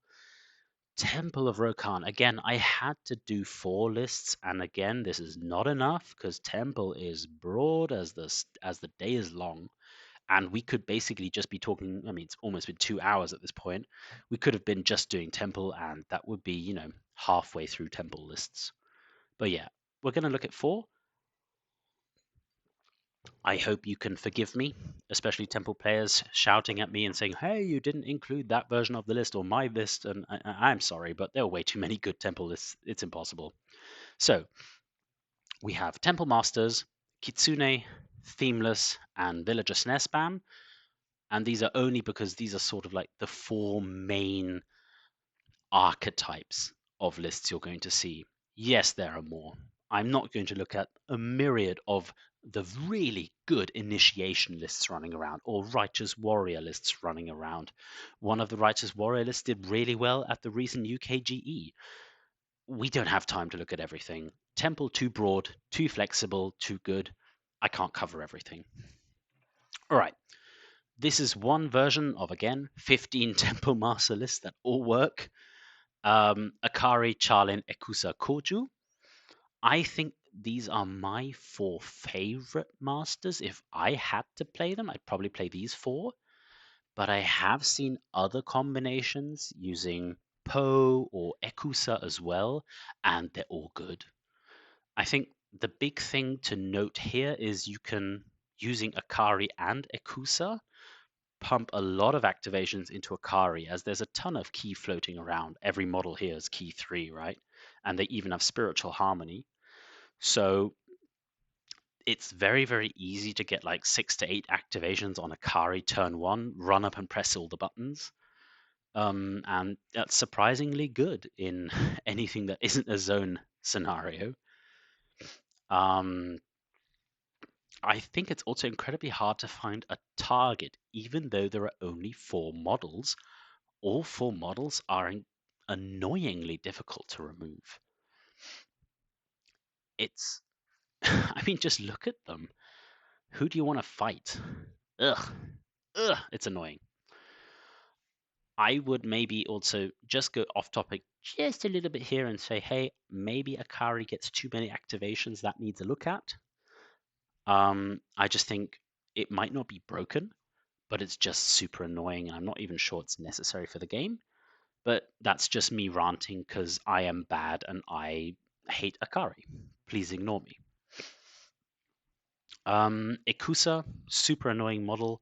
He can shut down opposing models with his Contemplate Existence key feat, and he has Spirit 1, so he has 4 dice before boosting. He's very reliable at doing that. He's just tough to deal with. His virtue effects are fantastic, even though in this list only Akari and Ikusa have access to virtue. But being able to cleanse many negative effects is just really, really good. Yeah, watch out for Charlin's place when he activates his whiteout ability. He can place every activation. That's super, super strong. I thought he could only do it once per turn. No, it's every activation. Now I know that. And Koju is just an absolute, well, disaster class to deal with because of his 4 key sort of time stop ability where he can force everybody to re-roll, but he gets to re-choose the dice allocation and the opponent has to keep theirs. Very nasty ability. Kitsune. Again, when we're talking about Kitsune, we're only thinking about the followers of Inari theme, and I think there are like 2 main versions of the list, which is, do you play Tengoku or do you not? And that's kind of it. And when you don't play Tengoku, you just play Senshi with Arashi's fan instead, because Senshi with Bodyguard and the range defense is just a really nice tool and can also gain extra activations with Gorinto every turn. yeah, it's just nice. So I think it is now accepted that Kota and QB are the two best foxes, and if you're not playing them, you're doing it wrong because they just do things that are wild. QB with prayer beads can do 2 apparitions a turn, making him incredibly fast, and it's also easy to set up surprise attacks because he can do that before he activates. Kota with her shapeshifting back and forth is super, super versatile.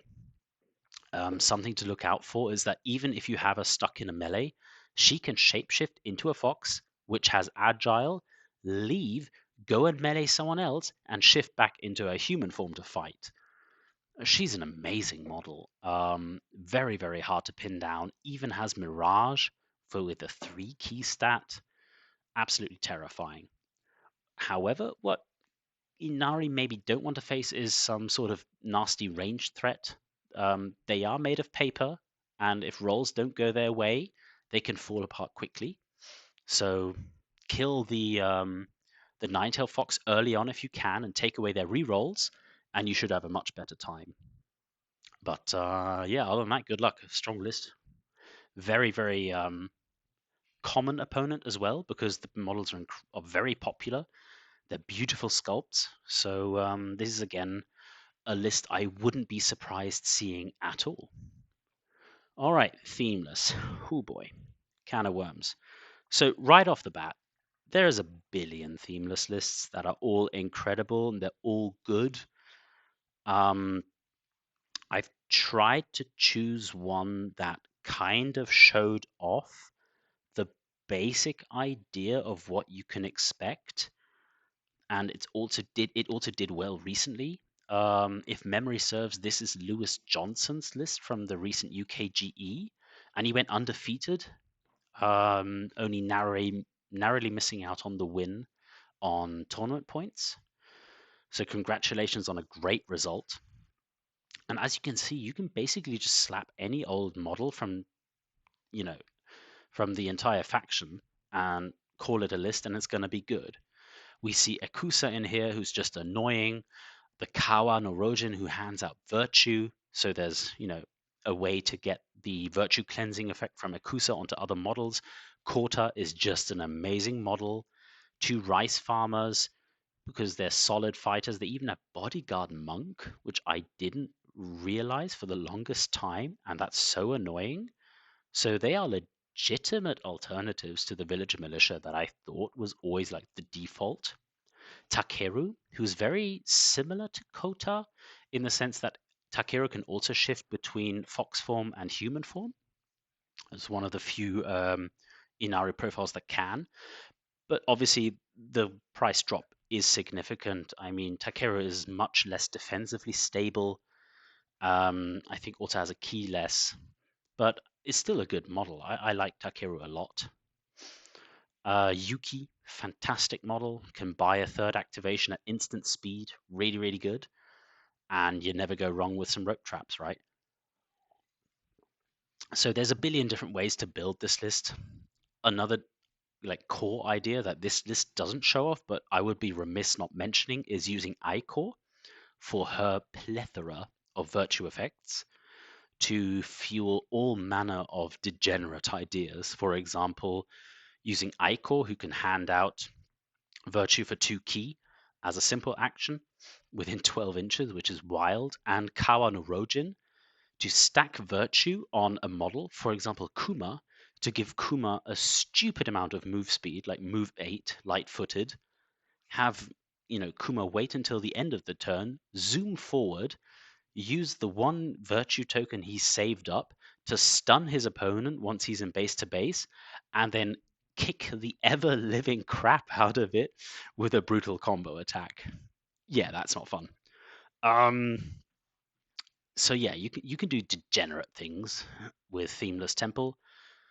I can't show all of the archetypes, but basically just know they can do everything and they can be prepared for everything depending on how they build their list.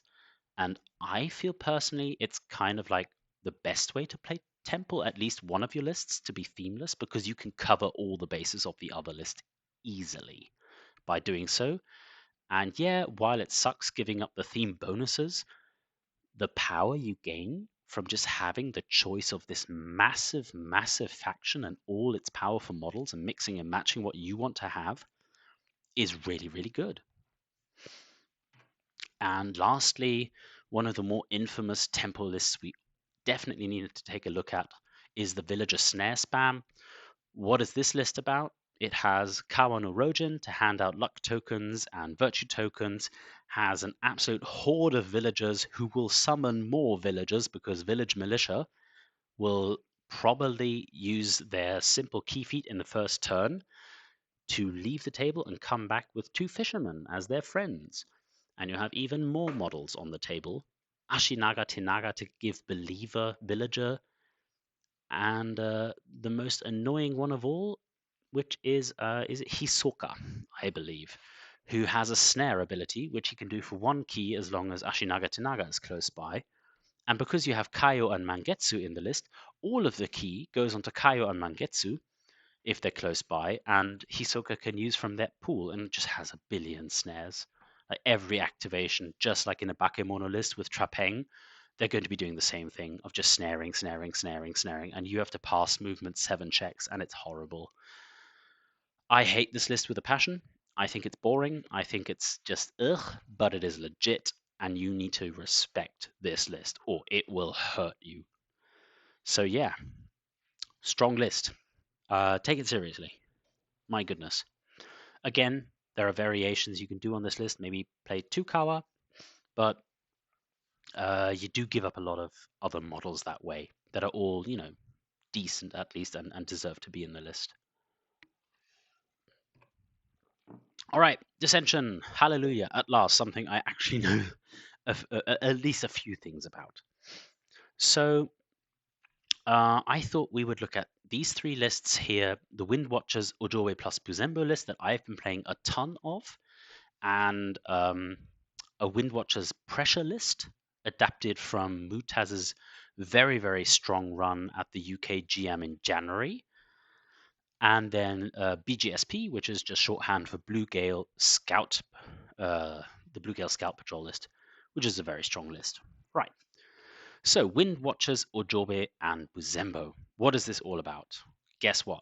You play Wind Watchers theme, you slam Ojobe, you slam Buzembo, you fill up the list with other dudes who can press the buttons and kind of rely on Ojobe and Buzembo to carry the day, which they're very, very capable of doing. They're very, very scary birds. One of them is, I would consider, the best range threat in the game, and Ojobe is one of the top melee assassins in the game. You're incredibly fast with your place effect. You have a wind kami who can give someone +1 movement. There are all sorts of nonsense things you can do in Descension. It's incredibly fun because you're so fast, you put so much pressure on your opponent, and they have this headache even in turn 1 of do they run or not? Because if they run, they make Buzembo shot harder, but if they run too far, they come into the range of a Jobe, and they don't want that.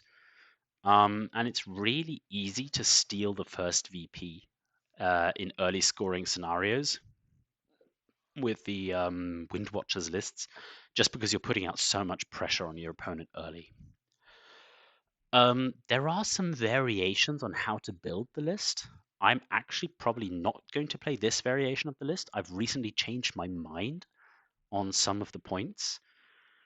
Not 100% sure yet, but I have put in a different version of the list that I want to play for the Austrian Masters next weekend. We'll see how that goes, and I guess after that I'll decide, which just about coincides with the deadline, which is perfect. So I'll probably have some sort of pajama party with Esme where we're deciding on a list like last minute and then posting them. Yeah, there are some things you can still do, some different variations. I played one version with 3 of the Eagles of Rokan, which was really, really funny because the idea was just to suicide the birds and get +3 weapon damage on Buzembo and Ojobe and go for like a knockout punch turn. I don't think that's a good list, but it's really, really funny. Yeah. Also playing like 1 or 2 birds, still really, really legitimate, good idea. and it always pains me if I can't fit them into the list. Blue Gale Scouts do really well in this list as well, especially as they can buy Agile. But yeah, Rice is tight. It's hard to find the Rice to do everything you really want to do, which is probably a good thing. All right. The next Ascension list I wanted to look at was Wind Watcher Pressure. So this is the pressure list from Mutaz, adapted to the points changes that happened after the January errata. So basically what happened was Vial of Raijan's Breath, that's on Hazkabo here, got 2 rice more expensive, and that meant you had to drop an eagle, which this list doesn't do, but it's given up something else. So this is a more recent version that was played at a local German tournament. I believe it was in Magdeburg and won. So still a very, very strong list, even after the Fua Eagle nerf, which was 100% deserved, by the way. And yeah, what it aims to do is it just runs up the board turn one and just says, "This board is mine. What are you going to do about it?" And tries to just knock you out on scenario pressure. Ojobe is super fast. Hazkabo gets a third activation from Spiritual Harmony in turn one. Oshibe gets the key to do Dart in turn one as well. Yeah, this is quick. It's not as strong as it used to be, again, because of the Eagle nerf. You can't flank in on turn one and immediately do your shenanigans. And again, that's a good thing because they were way too good for for their rice cost being able to flank in on turn one. Um, but it's still a real list you need to look out for. And some small part of me is still tempted to just play this instead of Buzembo because this is a good list, even though I would have to paint Hazkabo, and I haven't done that yet, but you know, life's rough, right?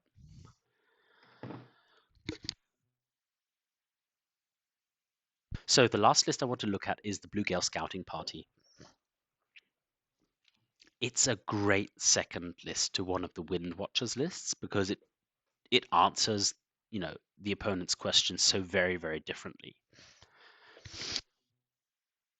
So the big shtick of this list is that in this theme, all of your short bows and Call Lightning abilities gain lightweight and also lose the reload trait, which means you can do 10 shots around, 2 of them being lightning that might be slam attacks. That's a lot. And a lot of lists don't want to face that. You can legitimately play this into skeletons because you're much faster than the skeletons. They can't catch you. And you just keep dancing around them, focusing down the skeletons one by one as you go. It's trivial to destroy 2 skeletons a turn with this list, for example, which is why this is a very, very cool list idea. You have a Gorinto in here to fuel the key on Kukibo, because Kukibo needs to buff their ranged from 2 to 3 to also gain access to their storm manipulation key feat. And yeah, there's also maybe notable is Honorable Demise that you can play at the start of the turn if you know it's like after you've stolen the first VP with the usual early pressure VP, scenario pressure that Descension is really, really good at. That you can gain extra SP to maybe, you sacrifice all of your models going all attack, saying, hey, I'm going to get like 3 or 4 extra SP and try and secure the second victory point and just try and outlast and outvalue your opponent that way instead of having the usual Descension problem, which is crumbling after like turn 2 or turn 3 and everything, you just run out of models because, well, you're 5 HP birds with no rerolls, and that's just waiting to go wrong. So you're kind of leaning into that and saying, hey, I'm taking Honorable Demise to at least get something out of their death. And if that's a second VP, that might be all you need. So yeah, very, very cool list. Been around a while, does what it says on the tin, and a serious, legitimate second list idea. I like this. Other lists that Descension might bring that you at least want to mention is I'm known to favor Sojobo. I think he does really well in Descension. His key feat Mountain Gale, or whatever it's called, you know, making every shot more difficult, is just really nice as a sort of a cover ability, and he's also soulless, so that helps into the current meta that favors soulless models. The Hayatake Prison is still alive and well, and Skyballer has been innovating that list quite a bit in TTS. So using Lord Toad, for example, as an additional method to set up the prison. If you don't know what the Hayataka prison is, go check out the excellent faction guide by Yonchka, where he goes into great detail about how that works and what it does. Basically, the list sets up in a way that the Hayataka unique effect saying you can't move between them, and he places you between them with an Air Kami or Lord Toad or Kimik, will stop you moving, which means you just can't activate. And there aren't too many ways of getting out of it. So if you haven't seen it before, it's scary, but once you've seen it a few times, it is possible to counter it. I'd be surprised if we see the prison, but it's not, in the realm of the impossible. It's definitely a thing. And maybe we might see some old school tech where you have Buzembo and Naigubu plus stuff. And the idea is just Naigubu focuses each turn and fuels Buzembo with ki so that you can do 2 shots with Buzembo every turn with Deadeye. That's the idea. Buzembo is just a top tier range threat, so that's scary, but there are so many more models coming out recently that have more and more built-in range defense that I think the luster and maybe the idea of just shooting stuff is becoming less and less attractive over time. So again, I maybe be a little bit surprised if we see it, but hey, it's a possibility. You might. And I think that kind of finishes up on Descension. Kinshi. Ah, very cool. Right. I don't know much about Kinshi. They are weird. They work differently, but they're super cool and super fun. We're going to look at 3 different lists. I think especially the first 2 are kind of like considered the standard lists at the moment, and the Master Shi list has fallen off in favor from being like the default list at the beginning to now being sort of an offbeat list. So 7 models War Weary. What's this about? You take 7 models. There's no Master Sheet in here so that you can get a 7th model into the list. You play War Weary so you have more time to get to rank 2 to start bouncing around with your Void counters and Void portals. And give yourself time, as I said, to power up by slowing down your opponent. Coup is a very impressive threat, to be honest, with unblockable and sweep. Nothing wrong with Maru either. Kodai does the job. The husks are very good value for 10 rice, and Shikaku has a laser, and we all know how scary that is, even though Shikaku still has the quote unquote fair version, where it's a simple key feat and not an active. Shikaku can do this through void portals, which is kind of wild. So yeah, cool list. Nothing much wrong with this. I would say this is like the standard Kinshi list, but I'm not a Kinshi expert by any means. The next list that we've been seeing a lot of, this is a version currently run by Canadian Goose in the TTS Masters, and he's doing very well with it. Congratulations, Goose. Is an everything and nothing theme where you make good use of the fact that your Ronin models don't spend an activation, quote unquote, when they're doing a scenario action. So Master Bat just turns into the best scenario runner in the game, bar none, in this list, because he can very easily just pray at 2 different idols every turn. And that's just scary. You still have some really, really good Kinshi models in Kodai, Maru, Nagashikaku, and Shikaku. It's like it's hard to find a target because Shikaku will hang back early on. Kodai is durable, and I think has Sixth Sense. Um, Maru's aware. Nagashikaku is, just annoying, and if you kill him, you give them a void counter, and he can replace himself with either a portal or a kami. It's hard to find targets. Um, yeah, I like this list a lot, and if there is a good Kinshi player coming, I wouldn't be surprised to see some sort of version of this list as their second list. It's really decent.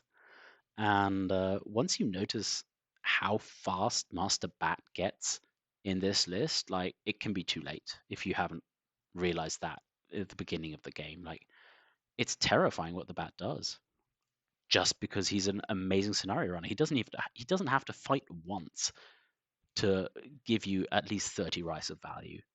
That's just cool. Yeah, very very nice list, and I'm eager to see not only Goose doing well in the following rounds of the TTS Masters, but also whether we get a Kinshi player playing this at the German Grandmasters. I'd love to see it because I think this is a sleeper list. Really, I think this is a super strong list waiting to wreak havoc. All right, and lastly, we're going to talk about what is like more of an older version of a Kinshi list, where like especially when Kinshi came out, I think the default was look at my shiny Master Shi, look at how cool he is, 25 rise, what a beast. And he is, and he hurts. And this is a recent-ish version of a Kinshi list played by Mutaz at a small local tournament. Um, but I wouldn't consider it the best Kinshi list. Like I still prefer the 7 model list just because you get more models.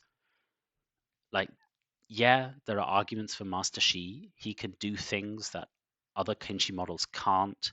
He can give you an out with Gokusatsu attack. Always be aware, for example, that you can use that to kill yourself on purpose to end the game early when you're in a position of maybe leading or drawing the game instead of playing on and then just losing the game because your opponent gets to score the second VP and then the third VP.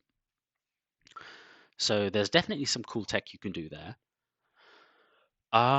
Yeah, and otherwise, I mean, looking at the names, we've heard these names before. These are just, the good, efficient models that you play in most of your lists, and yeah, they do what it says on the tin. Yeah, we might see this. This is an alternative to the 7 model list with War Weary, but I would prefer the 7 model list personally. And I say that not having played a single game of Kinshi, so don't listen to me really. Oh boy, Awoken. Here we go.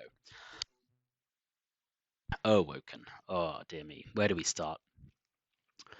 Awoken scare me, pun intended. I think they're a really powerful faction right now. Just because the way Destiny's Fear works. Um, and yes, we have been told that for January they're going to be looked at, but October isn't January, so Awoken will be full power and definitely online. And we know there are some Awoken players coming, and they terrify the ever living balls off me. Okay, so we're going to look at 3 lists. There are many more you could build, and I'm kind of getting a cop out. You'll see with the 3rd list, but we'll get to that in a minute. First of all, oh god, Kuna, we have the new shiny toy. 25 rice of Spider Queen goodness, and she does everything, doesn't she? My my lord, she's scary. So in this list, you have the absolutely filthy combo of Akita, who brings Destiny Sphere, and Kuna, who with her weight action can poison anything touching a web on the board, and then you Destiny Sphere, and they all only roll ones, and you murder that stuff. Yeah, that's kind of good. Not really much you can say other than that's really good. Other models you see in many lists, Amy and Endless Procession, A and B. For some reason, it only says B, but those are 2 processions. Katsu, the new um, cultist, who's very, very efficient for his rice, and Ren, because Ren is 6 rice and just nuts. There's nothing much to say here. I mean, I think it's cool that in this version of the list, Itoko is running around, one of the new Kimura. I think he's one of the more talked about profiles. And we're also going to talk about Itoko very briefly when we look at the third not list. You'll see what I mean in a second. Yeah. If I were an Awoken player right now, I'm taking either this list or the next list I show, probably this list, and something else that doesn't run Akita for those opponents who have brought a heavy soulless list where you can't poison them, and call it a day.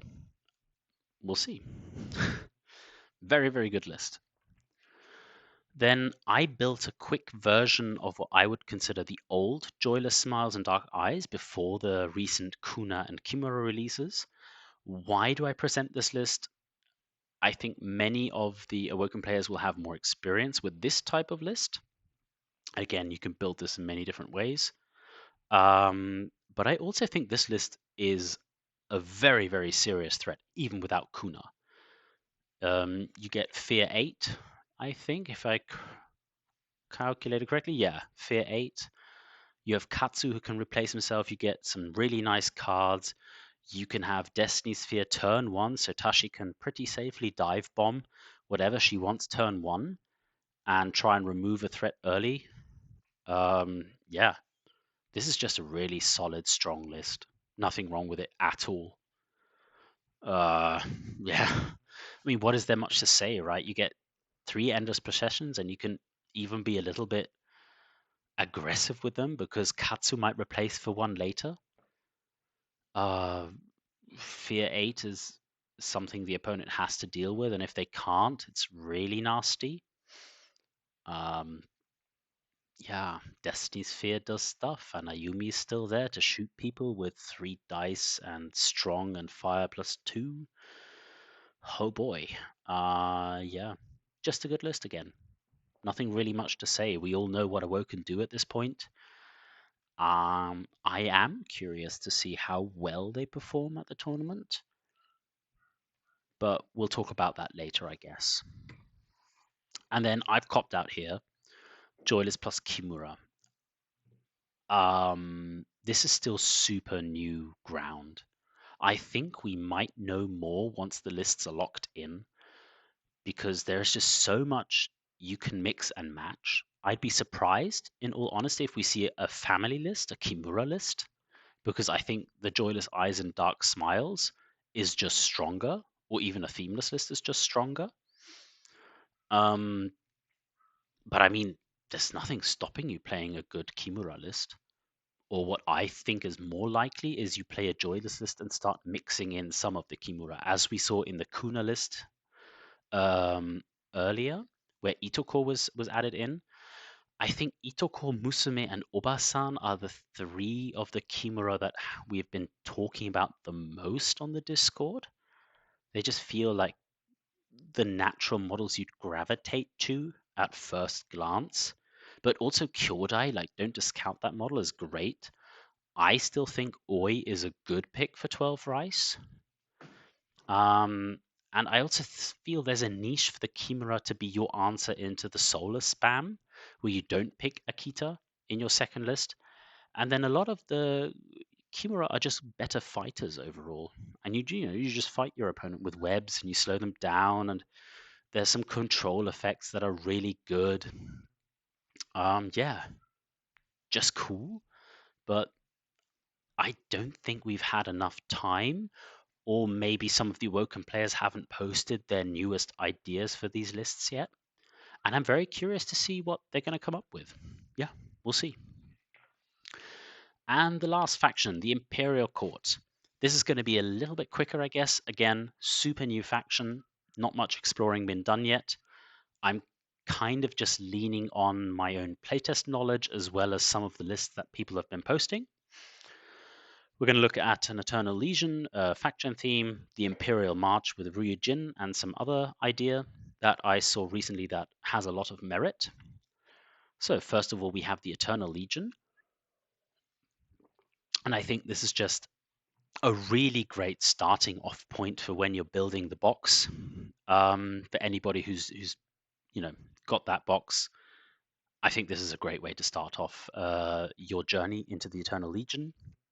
Note there are no Shibing in this list because I would also say they're a bit tougher to play because their activation gain is once per game, even though it's on all three of the models. But yeah, I mean, you can hardly do much wrong with just two Budongs, three Rujins, and stuff. You have two of the Fangshi in the Zishu and Zuochi, and to any Chinese listeners, I apologize for butchering those pronunciations.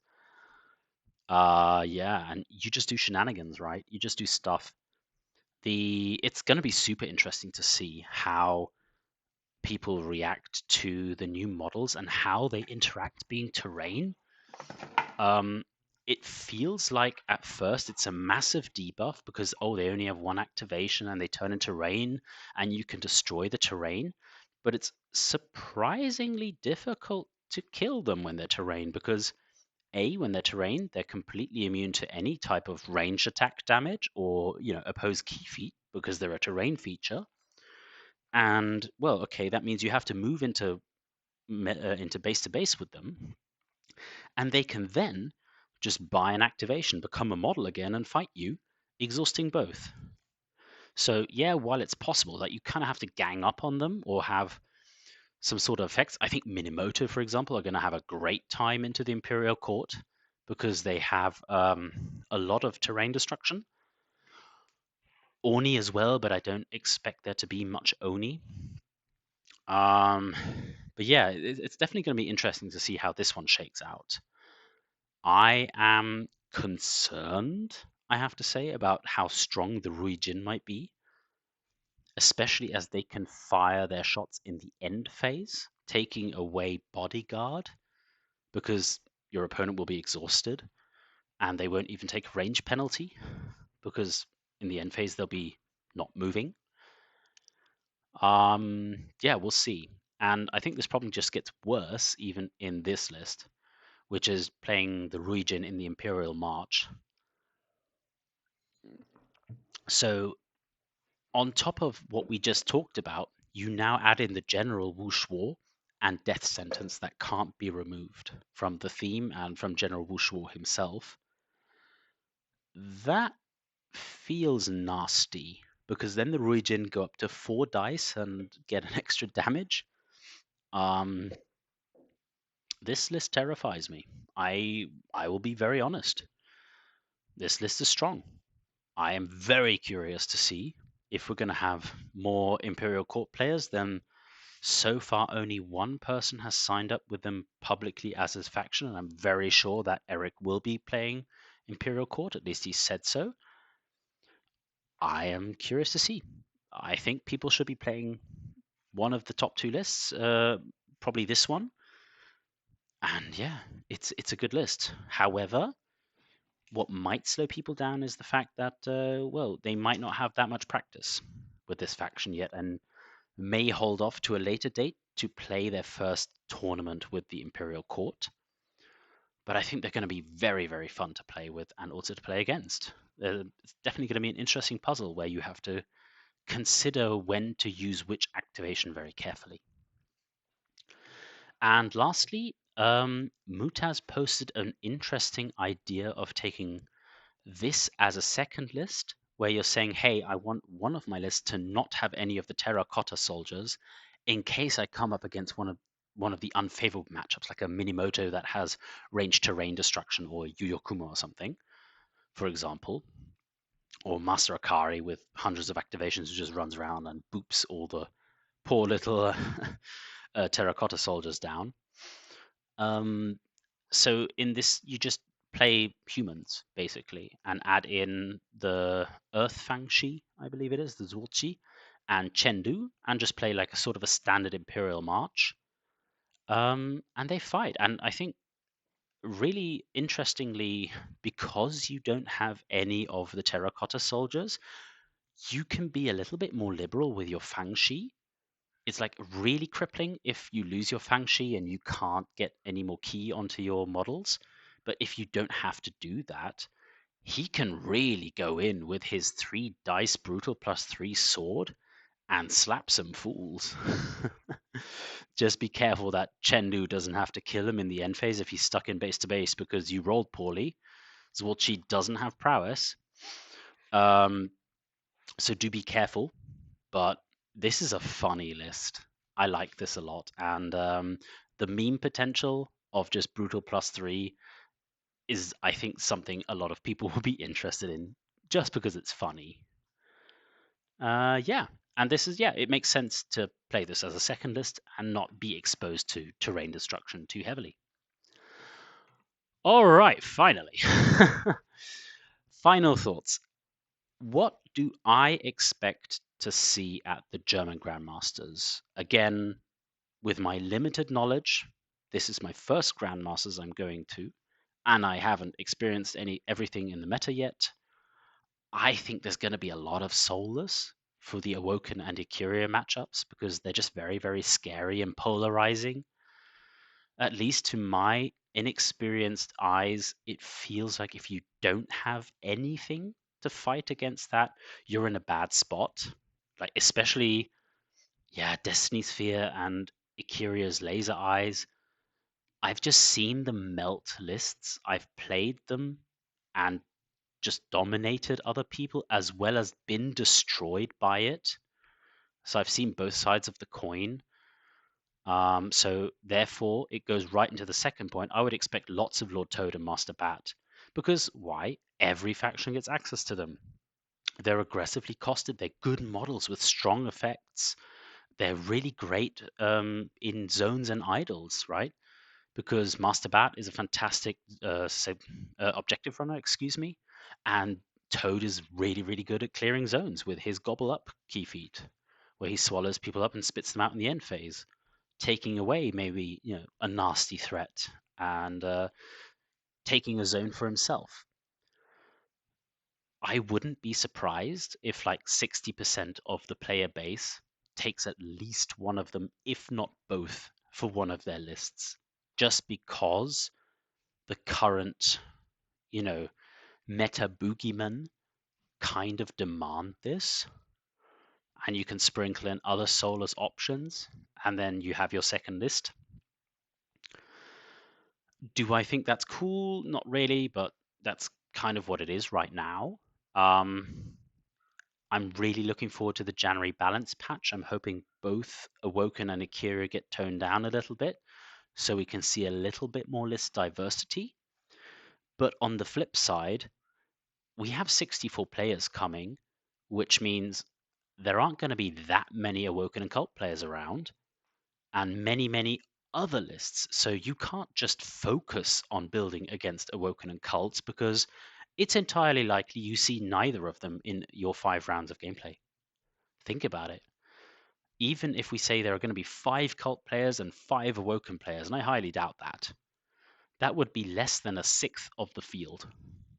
So it's entirely likely you don't see either. So there's lots of fun to be had. I'm really, really hyped for this. Yeah, I'm really looking forward to the 2nd of October because the lists have to be locked in on the 1st. And maybe we'll do a short follow-up video and look at some of the cool new, innovative lists that people are coming up with. I'm hoping to see some cool new ideas. And I think this tournament's going to be a blast, like absolutely mental. Also, the previous day before the tournament, just catching up with everybody that you've been talking to on the Discord and hanging out and having a barbecue and a drink is going to be really, really fun. I'm super excited that Hamburg has gotten a convention status where we can be we'll be able to buy some of the new releases if they happen at that time, and in general, just stock up on some models that we might want. Then Jason is going to be there, Master Enos, as the head judge, which I think is a really, really cool gesture as well. Can't wait to see if I can pick his brain about one or two things about the game, because there are just so many interesting things to think about and talk about in Bushido. And getting some of the other people's perspectives on it is some of the most fun you can really have, right? I mean, we all love this game to bits, and we're all nerds, and what more do you want than talking with 63 other nerds about your favorite game? So yeah, Hamburg's going to be amazing. I hope I stay healthy and can go, and it's gonna be fantastic. Wow, that was over 2.5 hours. Thank you guys so much if you're still here. This was a long one. Um, please let me know down in the comments if you like this kind of content. It's very different to what I usually do. If you want to see more of this, let me know, because I do look at the metrics for what people enjoy, what people seem to like, what do they watch more of, where do they engage more of, because that just lets me know, what are people hyped to see.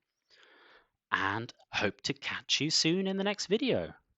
This is CJ Bushido signing out.